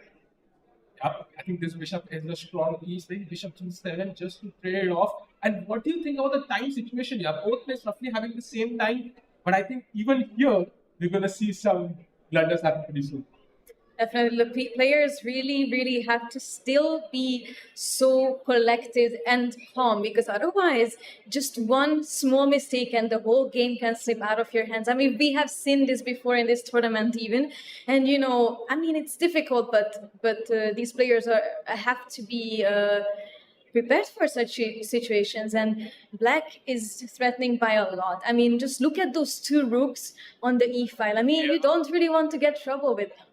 And look at Pranav, he's zoned in. He knows the value of this opportunity to beat Indra. He will, of course, keep pushing the Vidit in the driver's seat right now. Meanwhile, Decisive has played Bishop h3. And now there's a big threat of rook f1 checkmate. And the only way for Nihal to maintain his advantage is knight to f3. How likely do you think it is that Nihal fights this, Rakesh? I think very likely. If you could have the footage of Nihal thinking, he has to come up with this move. And very interesting, in the rarest of rare scenario that we get rook f1 checkmate, Arjun joins the leader because Vincent Keimer drew his game. Yeah, very interesting. And I think Vincent will be pretty happy, right? Kincho, I think from how well he's played so far, and Anish, to draw with Anish is never a bad decision. Yeah. I mean, we know that Anish is one of the best players in this field, and getting a draw with Anish is always nice. You don't want to start crumbling on those points, and I'm sure that Vincent is also getting tired. I mean, all of that pressure that comes with 3 out of 3 is difficult to maintain. Yeah, and of course, can we have the cameras of Nihal and Arjun? That would be nice to see. And meanwhile, knight f3 played by Nihal. Rakesh, you correctly predicted it. Now, Arjun has to find another only move, and that is bishop f5. How likely is it he finds this one now? That's a little tough. You're just helping the rook to capture the pawn after bishop f5. Not really sure about the whole idea why it's important. And that is what makes it tough, Sahil. And with 4.5 minutes, Arjun fans have to be worried. This is not looking good. I have to agree. In fact, if I tell you the next move, the best move for black here, if you want, you can take a guess, but it is ridiculous. The only move after bishop and rook d6 is king to g7. Oh, wow. No way. I mean, and the idea is rook to f6 to trade off this active rook. That is not easy at all. And for less than 4 minutes for Arjun now. Yeah. See, Arjun, he's staring, he's calculating for sure. We know Arjun loves to calculate without looking at the board. And it's his tournament. Quantbox's own Arjun Arigasi. He definitely is motivated to win this. Kincho, does he find the crazy engine idea? I'll be honest with you, it's tough to see it, but I have a feeling that he's gonna find it. It might be a bit far stretched because there are so many other options, but you never really see Arjun nervous, but here you might actually be able to sense that something is going on. He feels that something is happening here, and when in these situations he will probably sense that maybe it's like a special case, maybe it's not like an average move that I have to do. I think he'll find it, because first of all, white has a lot of sense. First, the pawn is hanging, of course, but also rook h6 check, right, just to win the bishop. So you have to move the bishop somewhere. You don't have these squares. You don't have g4. You don't have e6. And bishop d7 just feels I can just take and attack it again. So I think bishop f5, he will play. Whether he'll find king g7 though, that's completely different. Nihal was out of the frame. He came, sat on the board, had a sip of water and walked away. And still Arjun is thinking. And we are on 2.5 minutes now. I mean, that is this tough. Is and serious. He is getting ready to move. Is it going to happen? Yeah, hand is going to the bishop, Sahil. I think I've not seen Arjun so nervous in this event so far. He's finished second twice in this event. He wants to win this one. No, Sahil, he brings his hand back down. You can see that he is genuinely nervous. I mean, you don't really see him like this ever. My God. Imagine Nihal. He moves his king. That's a big mistake from Arigasi Arjun. And now not some blunders. Oh my God. Double question mark. Nihal Sarin is winning and he's giving the commentators a stare, guys. I got this from now. But this is very difficult because rook g3 now attacks the bishop. And where do you move the bishop? Let's say you go bishop f5 now. There is knight g5 check. And where do you move the king? For example, king h8. There is knight f7 check. Oh wow! No, this is certainly very tough. I mean, Nihal has 60 minutes to find rook g3, and once you start ruling, and he took the pawn. That's the second best move. Also a decent move by Nihal. I think a practical move. Yeah, he grabs the pawn there, and now Arjun puts the king on g7. So. Ooh, king h7, king here. And you see, Sahil, rook b6 is the blue arrow. That's the only move because the same idea repeats. Black wants to play rook f6, trade that active rook. So Nihal has to find rook b6 to maintain an advantage. There's also this other idea of king f2 maybe. And if you play rook f6, I can just take and play king g3. So somehow I am getting rid of your bishop. I can start pushing these h and d pawns very quickly. But that's completely different strategy. So let's see how he handles this. Kinsho, I mean, Nihal has a huge edge. Yeah, what do you think he will do? Do you think he'll kind of go into think tank and come up with the best move? Or do you think he'll play quickly? To be honest, I mean, rook b6 is also like really comes from intuition, right? Like. Yeah. You want to get that pawn. I mean, the bishop is looking there very, very nicely. And I mean, if he sees this rook f6 idea from Arjun, then it's not that difficult to find. So I genuinely believe that he's gonna play rook b6, and with so much time on his clock, I think it's very much doable. And using all that intuition and skills from chess.com and his offline games, maybe Nihal is about to play Rook B6. Sahil, can we jump into Vidit's game quickly? Because Vidit also under 4 minutes now. I think this is where we left it, and Bishop G7, a nice move by Vidit, but on the contrary, Pranav also finding the only move in the position, attacking the queen. And now the queen has to move, and an important decision for Vidit. Does he offer the trade of queens? It's a tough choice. Very good question, actually, because I mean it's not so easy. Once you trade off the queens, you either capture back with the rook and sort of let go of that big pressure on the e file, or you take back with the pawn, and in that case the pawn structure doesn't look the best either. Also, the committal which once you trade the queens, somehow I think Black's advantage is more solidified, but also Black can potentially take advantage of this weak white king at some point. So Black also loses something. So it might cement with its advantage, but might give him less winning chances as well. So very interesting. Just 3 minutes, by the way, Rakesh. Only 3 minutes. It's a tough choice, Vidit wants to really get another win after his round 3 win yesterday. I think it's a tough choice for Vidit. He wants to also play quickly, but it's an important decision in this game.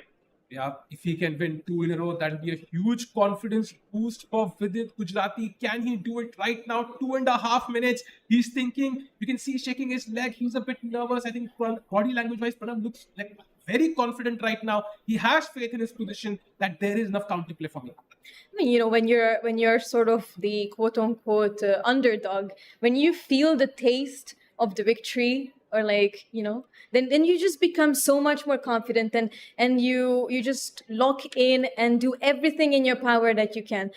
On the other hand, when you know that you're playing against a weaker player on paper than you, and you start feeling the exact opposite, so the taste of the loss, then it becomes very, very difficult. And Vidit is now on only 2 minutes. Yeah, you see Pranav holding his pen. He's ready to write down the move for 1 minute almost with it in the tank. He puts his pen down. He knows he wants with its clock to keep ticking away, Sahil. Oh, and Vidit plays and he offers that trade. I think Vidit realizing, you know what, I have limited time on the clock. Let me offer that trade, and White also pounces on that quickly, yeah? Oh, okay, and Vidit recaptures with the rook. And I think Vidit can now play a bit quicker though. There's this possibility he can play a few moves very quickly and gain some time on the clock, so his time is much safer now. So let's have a jump into the game of Nihal against Arjun, because we have a bunch of moves. King G7, and after rook king F2 was played, and Arjun does find that critical idea of rook to F6, and now of course takes, and now this is the club. So, okay, he didn't play rook b6, which is, to me, it's a surprise, but I think king f2 also is quite intuitive, because you want to bring the king closer, because you have these pawns on the d and the e and h pawn, and you want to push them, and that is only possible if you do have the help of the king. Yeah, and silence, basically bishop versus a bishop, and 1 knight and 3 pawns versus your rook in a way. Wow, so that's a lot of material, and depends on how Nihal can pile on the pressure. Now, as you mentioned, Kinshu, it's all about the pass pawns. Imagine this pawn being on d6, this pawn being on e5. It's already resigns for black. But imagine if the black rook suddenly chops off a couple of pawns, then it's completely winning for black. So even though the bar says it's roughly slightly better for white, I think it could swing either way in just one mistake. Definitely, and as we mentioned earlier, the time is crucial here. Nihal has 12 minutes and Arjun is on 3.5. I mean, it's super, super tough. And you can see that Nihal does feel that, something is going on. Yeah, and Nihal not having the greatest of tournaments so far, but what a way to get back in the event, beating the top seed and coming with a win with him against Arjun, I guess. And there's somebody in this hotel cheering really, really hard for Nihal. Do you know who that is? Is it Vishnu Prasanna? Vincent Kyler. Because if Nihal wins, he removes his strongest competitor Vincent has, and then automatically Vincent is like way ahead of the competitors. So he's cheering for Nihal here, and meanwhile Nihal kind of proving himself. Okay, after a few losses, I can still kind of come back. Yes, Nihal has a thing. We quickly jump into the challenges section for a brief 90-second look, Sahil. Yeah. Because looks like Abhimanyu Puranik is going into the lead. He is about to beat Vaishali, and very tough day on her brother's birthday, Prag's birthday today. And Abhimanyu will be on 3.5 out of 4. Yeah. The favorite to win, yeah. And the game is already over. Yeah. Wow. Yeah, Vaishali just resigned on the camera, and Abhimanyu is keeping the lead. Absolutely, and that was an impressive result. Perfect timing to go to this. Let's check in after Prag's birthday. There's also Deeptan Ghosh's birthday, so we can see how he's doing against the qualifier Harshavardhan.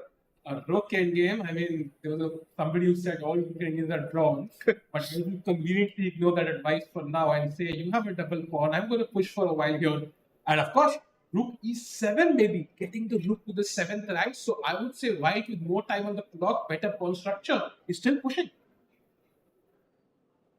Yeah, for sure. I think white in the driver's seat, and it's somewhat of a mini revenge for Harshavardhan because it was Deeptan who knocked him out in the online qualifiers. So. He's like, I'm back here. I'm going to take my revenge. So very interesting, and of course, the Indian is completely. I mean, what a center this is! Yeah, I mean, This is beautiful. I mean, this is over. It's like, you ask white, okay, where do you want to put your pawns? Hypothetically, just choose 2 squares. He's like d5 and e5, done. And he got the ideal position. no, but this looks fantastic, and I mean, black is so stuck, and it's like whatever you move, you will either get into like these e6 pushes. The knight g6 is possible at some point. White can also bring the bishop on e4 and the rook also. So it's for white it's so easy to make moves, and we also see that Indian is up 7 minutes almost. So Indian also on the verge of winning yet another game and also going back to the Masters. I think we have a move from Arjun, and King G3, the best move was played by Nihal, and now Bishop to E6 offering that trade. So question to you, Rakesh, do you think Nihal should trade those bishops? I think you can ignore it. Just come ahead with your king. So because if Arjun takes the bishop, your pawn comes ahead, the other pawn is running, and those passed pawns will be tough to stop. I mean, He goes for it. Oh, all right. Wow. I mean, Arjun for sure cannot take that.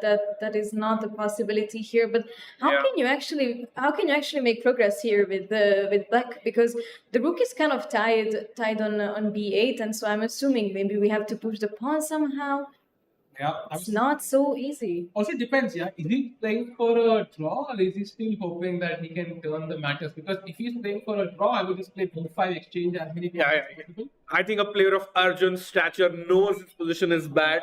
Arjun is playing to defend this game because you don't want to be 1 point behind Vincent. Half a point, it's still within striking range. So Arjun, 2 minutes 50 seconds, got to save this. You can see the cogs, the cogwheels running in his head. I mean, he's definitely he definitely knows that he needs to come up with something, maybe some tricky idea. But it's really difficult with the time. Yeah, I mean, my chat was really hoping for a Vincent to win. They wanted to see a clean streak, but I think Vincent is right now pretty happy, the happiest man in the hotel right now. And Arjun, still under time pressure, still not able to come up with the best move. What can he do? I mean, he can put the b pawn to b6 or b5. I don't see anything else here. If you move the rook, I will pick up the pawn on b7 as you mentioned, can show. So Arjun has limited choices and still he's not able to commit to the move because he's not satisfied with it. While Arjun is thinking, maybe we can very quickly look if something happened on the other boards. So going to the Vidit game, I think the cooling trade happened. King came out, e6, knight c5, and they're maneuvering their pieces around, but no major development yet. If you pick up this pawn on b7, then there is rook b8, exactly what Gujarati wants to kind of break open this strong pawn chain. And again, white also now, slowly going down the clock. This is tricky. But at least Vidit has, he's an exchange up. So Vidit is pushing for the win. in that position, if you have the lower time, it doesn't matter. But for Arjun, the problems are double. Bad position and bad timing. A major against Karthikeyan against Jordan. Apparently, Karthikeyan is winning. Oh, wow. He moved forward. He chopped off the pawn on h6, chopped off the pawn on f6, and slowly sacrificed the exchange here. Rook takes e4, f4, and suddenly he has all these fast pawns. Black has 1, white has 3. And 3 is greater than 1. We all know it's clearly better for white. Murli Gadhan got upgraded to the A category. So really nice for Murli to show that he can also win against these master players. And in fact, because of which, Abhimanyu Puranik became the top seed of the challengers. And he's here high-fiving his friends because after a crushing win, he's in the lead of the challengers section. Wow, and of course, now if d3 happens, you have to play c4 and stop that pawn because black's pawn, even though it's on d1, it's further advanced. You've taken pawn and d3 played by black, and now c4, the only move for Karthikeyan. And he finds it, Sai. Let's go. I mean, this looks fantastic for white, and you know, I mean, it's amazing to see that even though he wasn't mentally also prepared, to be upgraded on in the master section, but he's proving it to us that he definitely deserves to be here, and this game is the biggest proof of that. I think this is evidence that India has so much talent, and when they get the opportunity, they absolutely crush it. And so, as Karthikeyan is pushing here, let's have a look at the game of Nihal again. Nihal finally says, Arjun says, you know what? I'm tired of my passive rook. How long can I stay here? If I die, I'll die trying. And he says rook to g8, and the rook is coming in the second rank. And Sahil, I'd like to remind, do not go for the tempting bishop takes b7 because you lose the game. Wow! Rook g4 is a checkmate in 1. Do not fall for that, chat. And that's why Nihal has to save that first and then go pawn grabbing. You see, this is the sort of puzzle that I would definitely fall into because, I'm so greedy and I see, finally the free pawn is there, without even thinking. And in that moment, when the opponent touches the rook, I would be like, oh my God. So it's definitely not easy, but Nihal has some time on his hands. So, it's not likely that he's going to fall into any traps and sorts, but it's not obvious either what to do because suddenly black can gain so much activity. And we know that even if we are, down some material, activity is super, super important. Yeah. For example, if white will pass a move, let's say a3, it's rook g4 mate anyways. So I think white needs a move, and maybe he is taking the bishop, but that's not what he did, right? He can decide to keep the bishop there, so not an easy decision. Or maybe he plays something like e4 to give himself the e3 square for the king. But again, like all of the committal moves, now d4 is less impressive because you cannot take with the pawn. So I think Nihal really needs to go deep in his calculations, see which pawn, which of my pawns is the likeliest to give me a new queen, and that pawn he has to save. You're absolutely right, Sahil. And Nihal was a better in a couple of those games in which he hasn't won so far. Against Vincent also, it was a fighting game. Suddenly he's realized he has only half a point out of those 3 games. So he knows he's been here in this position. Today is the game he has to somehow convert. Otherwise his confidence is going to take a big, big hit. Erikaisi, India #1, world #4. If he loses, he might go to India #3. That's how jam-packed the competition is. The difference is in decimals. Kinshu and Rakesh. So Arjun doesn't want to go down. He wants to go after Hikaru's record. And right now, I think Nihal's range stands in the way. Nihal on his turn, I think has a couple of losses, wants to gain that momentum, cross 2700 again, and join his close friend at the top of the world rankings. So Nihal, what does he do now? Do you think e4? Do you think something else? What's your plan? Honestly, I would go with e4. It's the safest. You always keep an open square for yourself, and it's also not as how do you say? It's not that decisive. Like you can still push d4 somehow, and you will always have the option to take back with the knight. Fool around with the bishop as well a bit. So you have a lot of options here. What do you think, Rakesh? I like what Nihal has just done. Chop off the bishop, so half of your tactics are gone. Now just run. with the edge pawn. He has taken and king takes and he is following it. Yeah. Oh, wow. And he's saying edge pawn all the way to h8. Let's go. And the problem is black now has to allocate one of these pieces to stopping this pawn. And once he does that, then white will say, you know what? One is stopping this pawn, but who will stop this, brother? Exactly. In fact, white has more pieces. Like the king, the knight, and the pawns act as one extra piece. So he has 3 of them, whereas Arjun just has king on e6 and rook on g8. That is 2 pieces. So I feel it's going to be very, very tough for Arjun to save this one. Definitely, and you also have to always watch out for some king runs on the queen side as well. It only takes one little mistake and it can all slip out of your hands. Check, king goes to e4. Arjun now trying to figure out how can I enter with my rook, because the point is the rook is active on an open file. You don't have any active squares. If I could chop off one pawn, just this d2 pawn somehow, and the knight was not there, I think Arjun would be very happy. Suddenly this pawn loses speed, this pawn is a bit isolated. But somehow right now, all these connected pawns are the force to be reckoned with. They are not even pushed. Imagine if the pawn goes to d4, d5, e4, e5. It's completely over.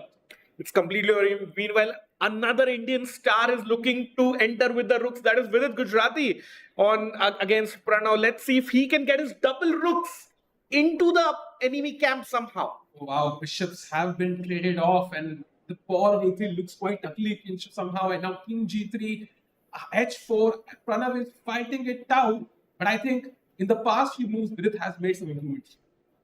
No, I mean, he loves his positions. We have seen that, he has these slow burn games, and I think he's gonna be actually quite comfortable here.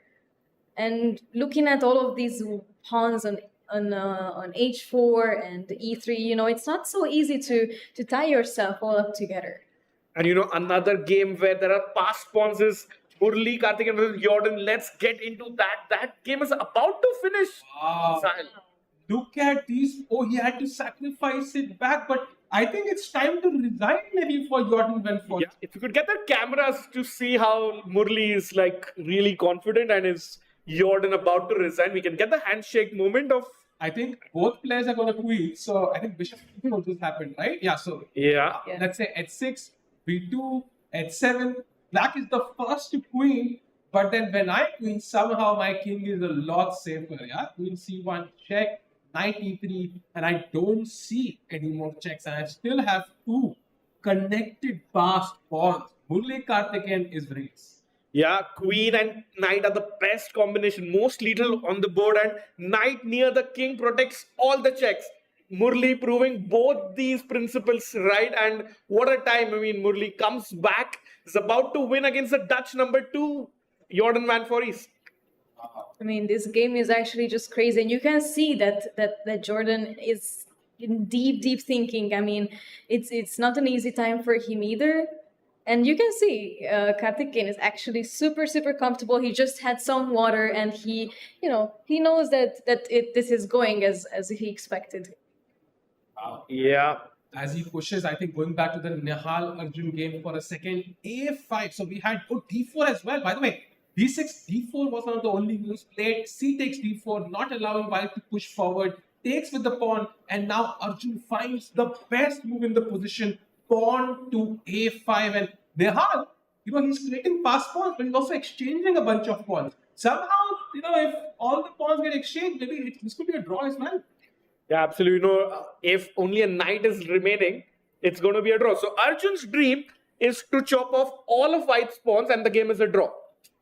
Now I think it's a critical moment again. Apparently, the best move is rook h8. How? That doesn't feel like the most logical move, Yeah, because you always have these d5 pushes even, but also the knight can come forwards, and it's very difficult here to play. I mean, rook h8 seems to me almost impossible to find, and he does not find it. Oh, that's a big mistake, Sahil. See it, look at the bar rising. But knight e5 has to be found now. If you don't find knight c5, I think maybe Arjun could be back. So knight e5, important move. What is the idea of knight e5 though? It's not so clear. I think black's idea is to push the pawn to a4 on the side, breaking your pawn structure. So knight e5 protects that in advance. Wow. It's a very good point actually that you're raising, and it also screams deep understanding of endgames and these positions, and we have to see if Nihal has that. Somebody chat saying, didn't know Vidit chess loves bullet chess so much. Yeah, by the way. Let's have a look at Vidit's game for a second as Nihal Sareen contemplates his choice. And he has played a great move, pawn to f5. He needs another force entering the game to create some havoc. And now if you take, for example, takes, my king can walk up the board. Rook e4 is an option and looks amazing. Yeah, Vidit in the driver's seat, definitely. And it's Vidit who's calling the shots. Some ideas like he pushed the pawn to f4 as well at some moment. And I feel it's either going to be a Vidit win or a draw. No other result possible on this board. Yeah. Meanwhile, I think we have a result. The Indian has won against Arjun. And what a final position that is. Oh my God. This is a crazy game, actually. Wow. Beautiful game. So congrats to Indian for winning that. He goes to 2.5, and meanwhile going back to the Masters with Gujarati in a very fitting 51 seconds for Vidit, by the way. Super tough. 4.5 minutes for Pranav. Pranav won the challenges last year, so he's rightfully earned his seat. But can he do it against the big boys, Sahil? That's the question we'll see. I think he has the ability to put pressure, because I remember Leon was leading the event, the challenge last time for a long time, and then he came back and struck when it mattered. So Vidit will have to, really, he will not get to win a smooth game here. He will have to really keep the pressure on. And now I think Pranav has that time, utilizing time to figure out the best. Of course, you have to take on f5 here, I think. Yeah, Chennai boy Pranav is also the reigning World Junior champion, and Vidit himself was a bronze medalist in the World Junior event. So such a tough event. You don't win events like these, without being super strong. So he takes on f5. Yeah, nice move by Pranav. And now what does, Pranav do? Because the choice is difficult. Sometimes you just have to sit tight. Like the best thing could be not to do anything, and that's not easy. Yeah, you always have to make some. He does that, Sahil. No, but it's so difficult because you can't really go away with the king. You always have to keep it close to d3, or always have to protect d3. But I assume king f2 works because you want to put maybe the knight on f3 and do something. And this is the sort of waiting move that you also mentioned. Yep, and with it now 51 seconds, and he's ready to make his move. Nice, king to f6. Yeah. Important piece in the endgame. Without it, you're not going to win this game. And Vidit doesn't do anything. Yeah, just play those moves quickly, gain some time on the clock, wait for the right moment to strike, not commit to it. Let Pranav also fall down on the clock. Yeah, when once Pranav has 1 minute, the blood doesn't going to come in. For sure, you see Pranav is little looking, he's not happy with his position because it was bang in the middle. But now it's gotten a little bit interesting for Vidit. And if we can also go into Murli's game, because they did get 2 queens, Sahib. So, Jordan is like, what, that queen endgame is lost for me. Yeah. So he tries this bishop stopping, but how can the bishop stop 2 pawns? Now comes c6 check. Wow. And it looks like Murli Karthikeyan has already won. ended. Yeah. Wow, I don't see the result there, but maybe it is over and White has won the game. A spectacular performance. Really nice win. And Jordan losing 2 games in a row. That's not looking good for him. But that leaves us with Nihal Sareen versus Arjun and Pranav versus Vidit. He has found 95. Nihal Sareen fire, putting pressure on the India #1. And now Arjun plays Rook G8. But look at that bar right now. +3 for Nihal Sareen. It looks fantastic for him. I mean, it just also shows that he did manage to save up some time in the early phase of the game, and so now he can use that time to make these good decisions. And you can see he's going for b4 as well, trying to get the pawns together, create a lot of fast pawns. By the way, h5 now, he has to find that move, otherwise there could be some counterplay. Earlier the rook had no open files, now it does have a lot of checks. Yeah, it can get a bit inconvenient. You can't push the pawns if your king is not on the 4th rank. Yeah, and we all know Arjun's dream here is to chop off all 4 of White's pawns and the game ends in a draw. Yeah.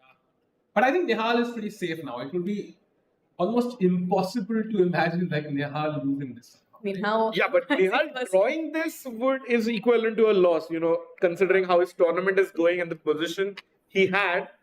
I think it's time that he wins one, Kincho. Yeah, but at the same time, I mean, even after these tough losses, I mean, Arjun is still, our strongest player here, like way above his rating at almost 100 points difference, 100 ratings difference, and a draw is still nice. But once he tasted, the win, I'm sure that he's not gonna let go of it, and he's gonna do everything in his power to finish this game with a win.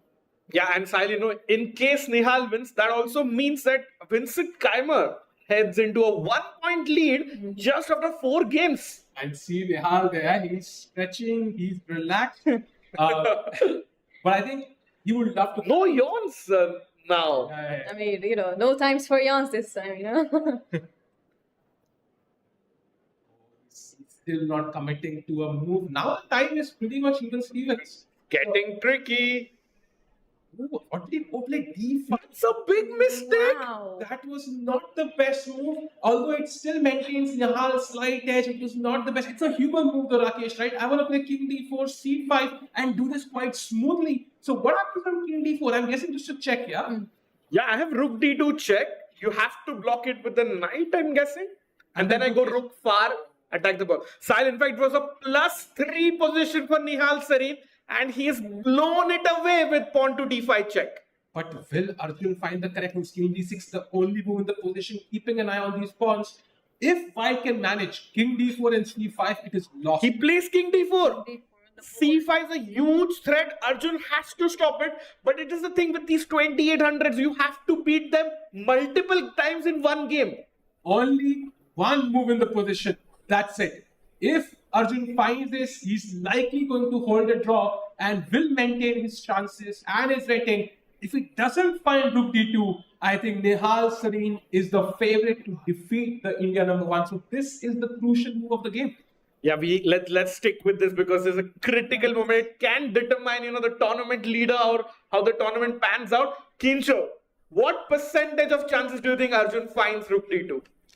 I mean, first idea is always check, checks. Yeah. I see check, I give check. I believe that he is definitely going to find this move, and I'm like 90% sure actually. How about you, Sahil?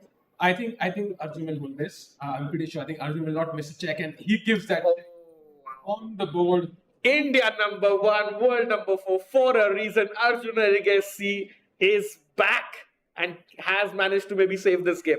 But do you think Nihal will be disappointed? This 100%. 100%.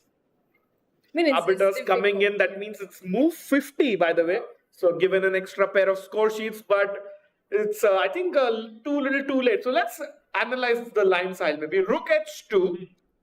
Arjun is going to win this pawn for sure. Pawn to C5, yeah. King goes back. It's surprising to me that King C7 is the only move. Yeah, it's fair because King D7 allows knight E5 check as well. Yeah.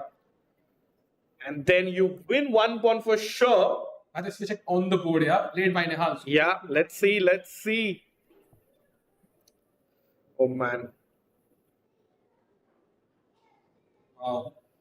And what we are just talking about now is currently on the board, and if I'm not mistaken, King C7 is the only move. Oh. So let's see if Arjun is going to find it. King C7 is the move. I think that saves the draw. Arjun about to play. He's got 2.5 minutes. Nihal's a bit anxious though. He's like, okay, no, he's probably not as happy as he would have loved to be. No, it's like, it's quite another advantage there. I'm giving it one last thought. By the way, as Arjun thinks, Vidit Gujarati is close. He had a great position for a second, I think. Maybe it was an error or something.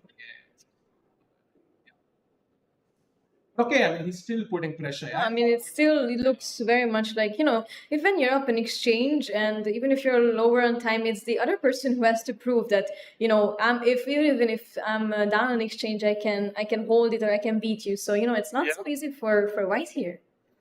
White is like Rook H2, Rook H1. I have decided my next 15 moves. You tell me. Let's quickly go into Arjun's camera and game if possible because king. Oh, just one important move for Arjun, and then he can save this. And I think after that, our whole attention can be for Vidit's game. But it's great to see two Indians battle at this stage. But Arjun would love to hold this to a draw. I think, as a chess player, Wow! Blunders! Wow. King to e7.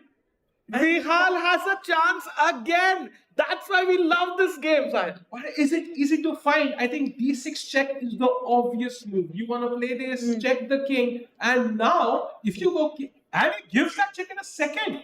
If Wow. King d7, king d5 is a simple win. I think it's understandable. What happens when king e6 now? Do I have like knight f4 I'm check? thinking of the same Knight actually. f4, king d7, and now king d5. Yeah. Yeah, I would be maybe worried of the checks exactly. It is tricky. It is Really tricky. By the check on the board, we'll see what Nihal does. Now, king e6 is an important move, I think. Yeah, if Arjun has to put up a good resistance, king e6. He has just 1 minute on the clock. And look at Nihal just, rolling in the chair, just standing up, while Arjun is completely, under pressure, doesn't know what to do exactly. I think this is difficult. Yeah, 55 seconds for Agassi. He's Very tough. strong. He's very sharp, and he finds king e6. And now your move, Rakesh, knight to f4. It's still tricky. And it's the exact evaluation. Like knight, 3 pawns versus the rook. It's been going on for a while. And let's see if Nihal finds. Nihal also down to 4.5 minutes, by the way. You can see him visualizing the board when he's looking away, and is he gonna make his move soon? I think he will. He's about Yes. He's ready to go. And he plays it.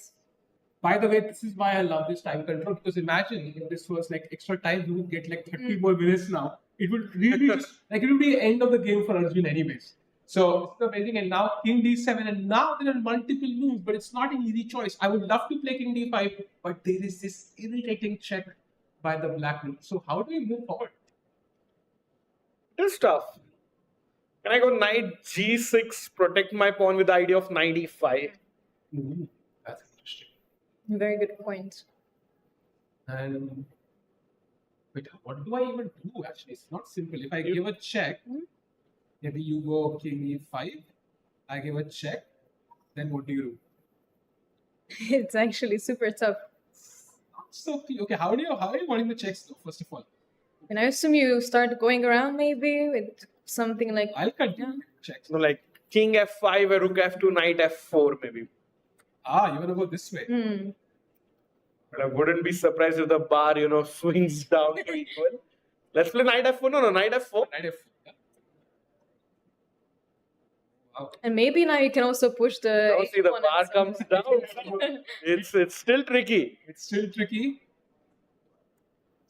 And so Nihal is thinking rightfully so. I mean, we can also see now that we're analyzing that it's not like such an obvious position, even if the bar is showing us that, white is completely winning. So it just goes to show that how important it is that every single second of the game, you're completely focused and you never let go of your focus, because otherwise just one small mistake can cost you half a point or even a whole point. True. And just a brief look at the Vidit game, because there have been huge updates.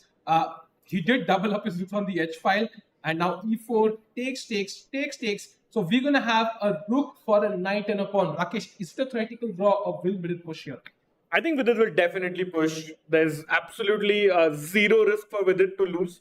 And in time pressure, you never know. Pranav can crumble, and the point is there is a knight and a pawn for the rook, which is almost 4 points versus 5 for the rook.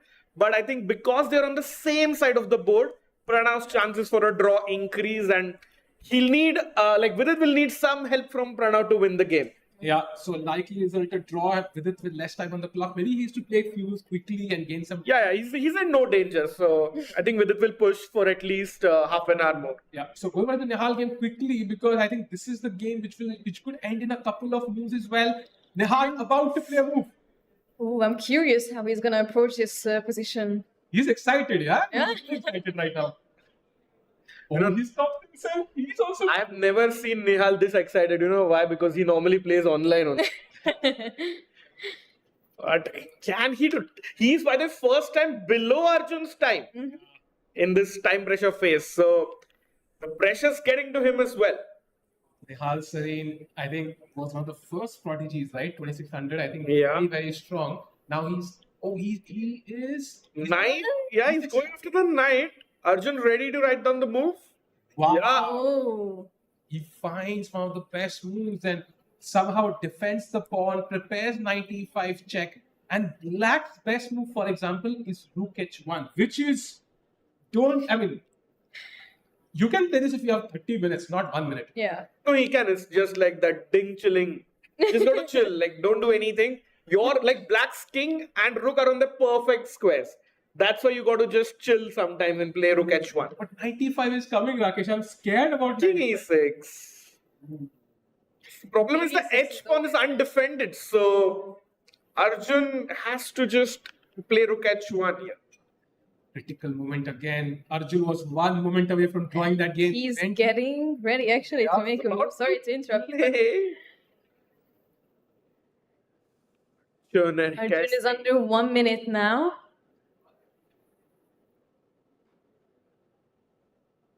Wow. Finds that move. Rook h1. Keeps this pawn under check, under locking key. And now white has to find a way to push one of these pawns, which is not easy, as you mentioned. Knight e5 check, king e6. Yeah, not easy at all. The bar says plus 2.3 Kinsho. I don't see a plan because knight e5, king e6, I'm again stuck. I have to go back. And if I go king d5, there is check. I again have to come back. So I'm trying to figure out the easiest plan to win, but Nihal will have to think. He is reaching for a piece soon. Both will have a common pose, yeah. Okay. 95. 95 does it, right? Yeah, maybe like king. Yeah, Arjun plays quickly. Knight Immediately. e6 back. Oh, he comes back. Knight f3. That's not a good move, Sahib. No, it's a decent move.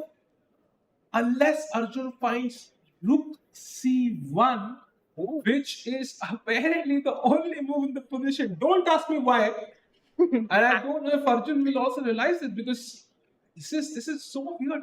Yeah, and now you can't keep the pawn on on the h file under check with rook h3 because that's a blunder. Knight g5 is a nice poke.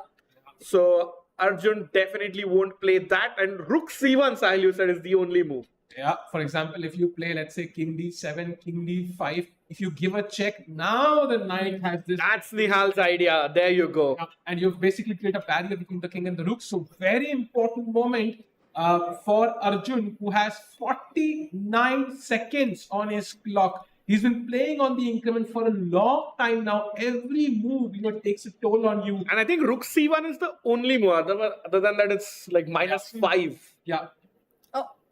Wow! What do you guys say? Wow, rook c1. And now what do you do? Now it's not easy for Nihal to push either. Does he go h5 now and say, okay, now bring the rook back? It's possible, actually. Pressure for both players.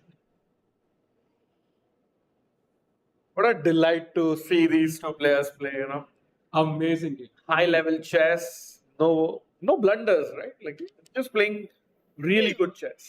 Few numbers of blunders only, but I mean, this position also shows like how difficult chess is. I mean, you only have like how many pieces, like 5 to 6 pieces on the board, and it can still cause such a big headache to the players even. And just to imagine, how much preparing and how much training you even have to do just to be familiar with such positions. By the way, 7 pieces on the board, so something a table base can definitely tell us what the solution is. But I think Nihal has to do it on his own. I mean, 50 seconds, he's like a bit too relaxed for me, Rakesh and Kinshu somehow. Yeah, he's, been there, done that, so... This is where the game starts for him usually, so... Yeah, loves to play bullet. Nihal under 40 seconds now. Sal, quick prediction from you about this game. I think Arjun draws. Arjun draws, Keen show. Tough. I'm gonna say still that White is gonna win. Yeah, Nihal's going to win. Can we get some votes from the audience? Do you think it's a draw or Nihal's going to win? Everybody who thinks like it's gonna be a draw can raise their hands, maybe. Okay. Oh, and Nihal wins. Wow, lots of okay. people. And H5 on the board. Wow. So people who voted for the win, Nihal's going for that. He wants to deflect one of the pieces away and then push these central pawns. Ooh, look at h1. Knight g5 check was the only move, and now king d7. We are literally playing in only moves for both players. So you can see one mistake by either side, it's over. Yeah. Oh, that's a great idea. Now, king d7. Nihal wants to go knight in the corner. Knight at 7. If rook h5, there's a knight f. Oh, he goes the other he comes way. back. He goes knight e4. The point was, if you go knight at 7, quickly, just 1 second, one move ago. If now, no, not the rook takes pawn. If king e6, Nihal had knight f8 check, and then you start pushing c6. So because he's come from the center, he will not have that option. And look at how difficult Arjun's moves are. First, it was rook h1, the best move. Yeah. Now rook c1. Now rook h1 back. And now only move is rook h4. Like, his moves are so difficult, he's finding it on increment. That's how strong he is. Yeah, Nihal against somebody like me would have won 5 times by now. We would not have reached this position. But yeah, I think if there's anybody in India who could find it, is Arjun here. Arjun's defensive skills at the absolute test right now. Meanwhile, I'll just give a quick update about Vidit. Vidit's still pushing. Yeah. And Vidit's got an entry with his king, so that's looking good for Vidi. Let's hope he converts. Back to Arjun's game. h4 is the move. Will he? 30 seconds. Oh. Only move. He needs to pin that knight. Otherwise, normally we say pin and win, but Arjun's got to pin and draw. Can he do it? 20 seconds. Oh, this is getting difficult. Oh, no. Arjun, and you can see that. What player? If he holds this and watches the stream later on, it'll be insane. The defense is so difficult. Rook h4. And now, look at this surprising fact. The only move for white is king e3. Okay, that's crazy. That's crazy. It's difficult. And everyone in the audience, any other move apart from king e3, the evaluation is 0.00. Because once you move here, this comes with check now. And that's a big difference. So king e3 unpinning. This is not easy for Nihal Sareen. I think what else do you play? You've got to go king e3, right? Or king d3, no? King d3, is there exactly. a draw? It's not clear. King d3 is equal. Like, it's so complicated. You see, 1 square difference. Wow. High level chess from both players. And king e6 only move from Arjun. Oh my god. What do we do here? Super Sunday. What a delight to have two of India's young stars playing absolutely amazing chess. I think now the question is, you can't push any of these pawns because I'll grab them. This pawn is hanging right now. So maybe knight g3 is one of the moves to save this pawn. Do you see any other moves here? Man, it's so tough, Nihal also down under 50 seconds now. Yeah, but this is the sort of situation or position where you would, sit down a bit and just think. But the problem is that the players have no time to think. Knight g5 on the board side. And now king d7 again. Only that's easy. Played. Yeah. Gaining some time, I'm guessing. Yeah. Getting some shouts before draw. I don't think Nihal wants that. He's just repeating the position to gain some time. Rakesh, now knight g5 is the only move, but he's only been there once, right? So knight g5, king d7. Now he has to find knight h7, or it's a draw already. Wow. Because he repeated once. We are in the only move zone then for Nihal. This is difficult. I think Nihal probably repeated once too many, and now he has to find knight g5 and knight h7. The move you stated way back here. That's the knight f8 idea, and it's like Nihal Sareen versus Arjun, one of the top two boys who got sponsorships from big companies and chess. And now knight e4 back is an instant repetition. So is knight h7 coming? Yeah, he has to. Insane.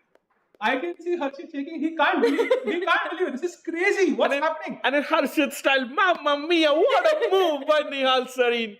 And I think if he wins, and this is the move that got him there. The rook on h4 is saying, bro, I've been to h1, h1, h4, and his job is not done because now he has to go to c4. Wow. Oh, that is so tough. That is so tough. I don't think he finds. But luckily, Arjun, because of the repetition, he has got 2 minutes. That's a big plus. Earlier, he was down to 30 seconds. And the repetitions, and Arjun has gotten 1.5 minutes more. Kinshu, does he find rook c4? Tough to say. I mean, it's not an easy move to find, but we have seen Arjun finding these moves before, so I kind of have a feeling that he might go for it. I mean, he's thinking it through, and I mean, he's always a really punctual player. So I believe we're gonna see rook c4 on the board. Yeah, if you move the rook here, he can move up, and rook g4. There's a 4, so not many squares for the rook. Anyways, rook c4 attacks the pawn, so definitely a logical move. And one of the moves Arjun is considering, but will he play it though? Can't capture on h5. Don't forget, knight f6 is a check. And players are playing for the FIDE circuit points. It's a huge tournament for both players. And Arjun for rating as well. He Yeah. not want to lose rating points here, so it's an important game nonetheless. 57 seconds, and Nihal is chilling, yeah? No, He's rotating his chair, just chilling. He's like, bro, I've been waiting for 5 minutes, bro. Let's finish this now. Arjun under 45 seconds. I mean, we are sitting, on the edge of our seats, and look at also the audience here, live audience here in Chennai. Everyone is glued to the screens. I mean, it's such a crazy game, and look at just. Arjun about to play. Looks like on the H file. I thought he was going on the H file. It is the rook, but where it is? Where will he move the rook? Wow! Rook c4. Arjun bhai OP, what a heroic defense by Arjun. And now he's threatening to take this pawn. And it's a draw. This fall, then both of these pawns are hanging. So Nihal now has to find one of these two moves. He has to force the king to move and push those pawns quickly. Which, by the way, I think knight f6 check is the only move. Knight f8 also, I think. Right? Yeah, I'm a little bit ahead with thanks to Sahaj's laptop. I have a stronger engine. Supercomputer with you. Knight f8 is a draw, guys. Knight f6 check only move for the win. Wow. Nihal saying, unfortunately, he doesn't even have the eval. Forget the engine. He has to use his mind, which is 50 seconds, both players. So just to repeat, knight f6, win, knight f8, draw. But knight f6 is, something that maybe you can find because, it's a check and it's also intuitive. But maybe the difference between knight f8 and knight f6 are not that easy to find. Yeah, true. Nihal about to play under 30 seconds. Oh, he misses it. Now king e8 is the only move for Arjun to draw the game. But are you sure it's a draw, yeah? Yeah. I'm on depth 30 with Stockfish, so. Shout out to Sahaj. What depth are the players on though? 35. Players are too strong. But king e8, as you can see, the blue arrow, only move for Arjun to save the game. I mean, this is an insane endgame, yeah? Not what I've seen for a long time. So much fun to watch this. So much to learn for everyone, for all rating levels. Oh, and we are under 20 seconds. Arjun, king e8. To find king e8 or the game is basically over. Yeah. Think he's reaching? Oh, yes. 5 seconds. 4, 3. Oh, yes, he plays it. He plays it. He has 33 seconds, which means he played with only 3 seconds. Your engine was stronger than mine. Very obvious now. The bar has gone to equal. Yeah. And now the pawns are falling apart. Apparently, D7. Sahaj, it was your engine, by the way. No. Your engine was stronger. So, wow, the game is drawn. Not drawn, okay, about to. Objective result. What actually happens on the board is a mystery. 20 seconds, Nihal, chalo. 17. Both players actually with steel nerves here. Wow. Oh, he's about to go in. 96. God. 6 seconds, Nihal. King D3 played. Oh wow, you can't take this pawn, by the way, because of D7. Again, Rook C1. Only move for Arjun. 24 seconds. Does he find it, Sahil? I think he will. I think he will. Rook C1 only move on his lost. What a beautiful find by Nihal in time pressure. Arjun has 15 seconds. Rook C1 only move. Sahil's praying. I didn't even realize what I was doing. 7 seconds. 5 seconds. 5, 4, 3, 4. It's game over. Simple fork. Nihal can't believe it. Look at this. King comes to E7. Am I queen? You take the queen. My God. And he plays it. Nihal is winning. What a game. Wait, did Arjun calculate that he can go and capture the H pawn in the end? But I think his calculation. See, Nihal calculated. Nihal knows he's winning. Oh, wow. What a game. New queen for Nihal. Knight is going to come and capture the rook. Does Arjun have enough time to capture that pawn in the corner? I don't think so. I think. Wow. What a game! Two good friends, two battlers, two warriors, but in the end, Nihal Sareen takes it home. I think this was a masterpiece. This was an absolute brilliant masterpiece to watch, and Nihal and both be very proud of what they've kind of given us tonight on a beautiful Sunday in Chennai. And Nihal gets a most important bit. He's back in the running, and this will give him a lot of confidence. This game was absolutely fantastic. I mean, so much to learn, and it kept us on the edge of our seats. I mean, I'm even so excited. And I mean, what a time we have here with Rakesh and then Sahil here. I mean, could we wish for anything better here? And this means now Vincent Keimer is in sole lead by a difference of 1 point. Yeah. And he would be, after 4 rounds, the clear favorite to win this. Unless, of course, Arjun or somebody beats him, and it's going to be an exciting tournament up ahead. But Sahil, all's not done. Vidit is still playing. Yeah, of course. Let's jump into Greedy Weedy's game and see, can he convert his slight material advantage? So he has a rook and a pawn versus knight and 2 pawns. I think rook against knight is a draw, but they're also going to play for a long time, I'm guessing. So whites has some sort of a fortress, like there's no way to approach on all these squares. Maybe the black king has to walk in, slowly try to come to this square, force the pawn to move, then again create some weakness and hope that you win the c3 pawn for free. For sure. And while this game is good, let's have a 30-second look at Deeptan Ghosh's game. Birthday boy Ghosh Babu has gotten a nice gift because he was completely busted, and from there Deeptan has managed to win a game, and he's in the lead now. It's that rook endgame when you thought white was pushing, and in the final position black won. So wow, continues. Yeah, you win on your birthdays. Yeah, definitely win. And all games of the challengers are done. Only game remaining is the one on the screen, Vidit versus Pranav. And now knight c4 attacking the pawn. Vidit defends that pawn. Without that pawn, he really has no chances. And now I think the good news of it is he's not risking much unless he literally blunders the king and a rook fork, which he will not do so. So he can just maneuver, slowly bring the king in. And how does Pranav have 11 minutes, by the way? Wow. Yeah. Pranav is just blitzing, I think. Vidit goes in king e3, trying to get the king to d2. But king c2, important move, not allowing the king to d2.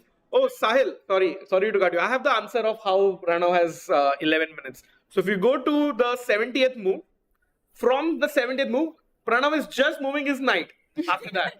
Vidit has tried, I think, everything in the book, and he's just moving his knight. Yeah. And you can see all these stars on the board somehow. Never seen that before.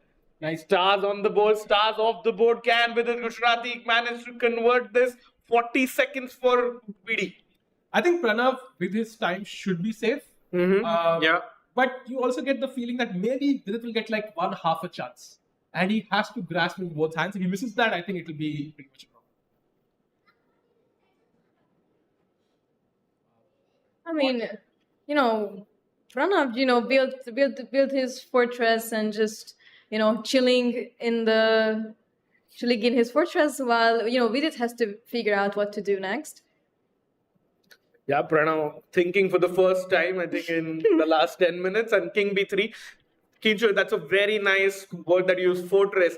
Some Magnus Carlsen of the world don't believe in that, but I think this is one of those places where White's pawn and knight structure so nice, so compact that it shouldn't be tough for White to hold the draw. Yeah, I would love to play King D2, but there is the only move Knight C4 check. We have some young grandmasters in the audience as well. Yeah, Calling out all the best moves. Yeah, it's a great suggestion, but the problem is knight c4 check. just check back. Yeah, there's no That's tough for Vidit to continue there. So, question for you: do you think Vidit, if he gets the chance to go into rook versus knight in game, he will do so, or do you think he'll accept the draw? I think maybe try for a bit, 5 moves or 5 minutes, and then. I mean, we've seen this happen. I believe in one of the events that you covered. I remember that was Magnus against Vidit. Yes. Yeah, Magnus won the endgame on like the 48th. Yes. So you can always give it a try, and depending on how you feel about the game, you can either continue. It was just immediately after Vidit's wedding. It was freestyle Paris, if I'm not mistaken. Yeah, that one. So, but the 68th move was the last pawn capture. So no pawn moves or no captures for 50 moves, 5-0. Then the game is declared as a draw. So Pranav will have his eye out for the 118th move, I believe. Wow, what an amazing day so far. And actually, they have agreed on a draw. Oh, wow. I think a fair result. Yeah. There was no clear way to break through. White's king was kind of cutting off the black king. And Vidit, I think, is happy with the draw with the black pieces. And yeah, both players with a smile on their faces. Yeah, Vidit was the only one who was pushing for the win. He was in the driver's seat throughout the game. He'll be happy with his game. And, last 2 games have been really good for him, 1.5 on 2. And I think he is taking on Vincent Keimer. What a game that's going to be. Vidit will have the white pieces tomorrow against Vincent. What a way to stop the challenger by doing it yourself, Sahil. Yeah, I would love to see the standings and the pairings of tomorrow if we have it. But you are right. It is Vidit with the white pieces tomorrow. And I mean, it's been such an eventful event here in Chennai. And I mean, the action doesn't stop. Because tomorrow we will have also a lot of interesting and fun games. Yeah, we could have the pairings for tomorrow. And to wrap it up, Vincent Keimer in a 1-point lead. Arjun, who lost sadly today, is trailing him. And I think it's Abhimanyu Puranik who leads in the challenges section. And Leon also got a nice win today against Harika. So Abhimanyu Puranik with 3.5 points out of 4 in the challenges is our leader. And Vincent Keimer with an identical score of 3.5 out of 4 is the leader. Yeah, there you see it, the Masters summary. Karthikeyan Murli defeats Jordan Van Forest. Yeah, such an important result for him. Rare option draws against Wander Leong. Nihal Sareem in that epic win against. Wow, what a game. Pranav draws against Vidit and Vincent draws against Anish. So a spectacular day. I think the game of the day is clearly Nihal against Arjun. What do you think is going on in Arjun's mind right now? I mean, it's must be like super difficult to live through this loss because he was making the best moves like repeatedly, and suddenly it just slipped out of his hands. And he was also trying to catch up to Vincent, and now it's not gonna be so easy. So, what do you think how is he going to manage to bounce back? I think Arjun's a thorough professional. He's been there, done that so many times. He'll have a word with his team, his coaches. His mom is here as well in Chennai. So he'll have a word. And meanwhile, I'm excited for tomorrow's pairings. If you're going to have showed that to our audience as well. Because Sahil, I think tomorrow's game of the day is going to be Vidit versus Vincent. And also, I think Arjun Erigesi plays Pranav. So he would love to get that win under his belt. True. And, kind of catch up with Vincent. If Vidit defeats Vincent, Arjun defeats Pranav, then suddenly we have 2 leaders. So it's going to be super, super exciting. We are almost halfway through Chennai Grandmasters. Who do you think will win the event? I think it's going to be Vincent's event to lose because after the start he has had. But stranger things have happened in the chess world. Kinshuk, your predictions for the eventual winner? I feel like Vincent came in with such a strong start, and no one can seems to stop him. So I really, really think that tomorrow is gonna be a very important day in the course of the tournament. And I kind of feel like Vincent is gonna do great things, but I would not jinx it just yet. So this is going to be amazing. And meanwhile, I think Jordan, of course, will love to come back tomorrow as well. And who knows, you might have some more guests coming in the future days. I mean, how amazing was it to have Vishy sir, on the broadcast, kind of commentating and sharing his knowledge? I mean, it's all happening because of him at the end. He's the one who kind of inspired these youngsters to reach where they are now. Absolutely, Vishy sir giving us 2 hours of amazing insights in commentary. We have the round 5 pairings on the board. Vidit versus Vincent, amazing work by production team, putting them in the center, telling us that's gonna be our featured matchup. Whereas Arjun versus Pranav, and I wonder what Liang versus Nihal Sareen. Your thoughts on Kinch on the other 2 matches as well? I mean, Anish versus Karthikeyan is also gonna be tough. I mean, Murali has showed how good of a player he is, that he definitely deserves to be here. Yeah. And it's gonna be tough for Anish to get above Murali here. And we also have Jordan Fanforest against Ray Robson, which I think is gonna be again a very tough matchup. I mean, Jordan has to bounce back after today and yesterday's game. So I'm sure that we will not be bored tomorrow. Which game are you actually looking forward to the most, Sahil? I'm excited for Vidit against Vincent because I think that game could be a tournament, defining game. If Vincent wins, then it's just a single through. He wins the event. If Vidit crushes him, then of course the entire tournament goes open. So it's gonna be a lot of fun. And we're gonna be back tomorrow with day number 5 of the Chennai Grandmasters. No rest day tomorrow, of course. We'll have to keep fighting. And thank you, Kinshuk. Thank you, Rakesh. And we're going to be back tomorrow with day number 5. Thank you for watching.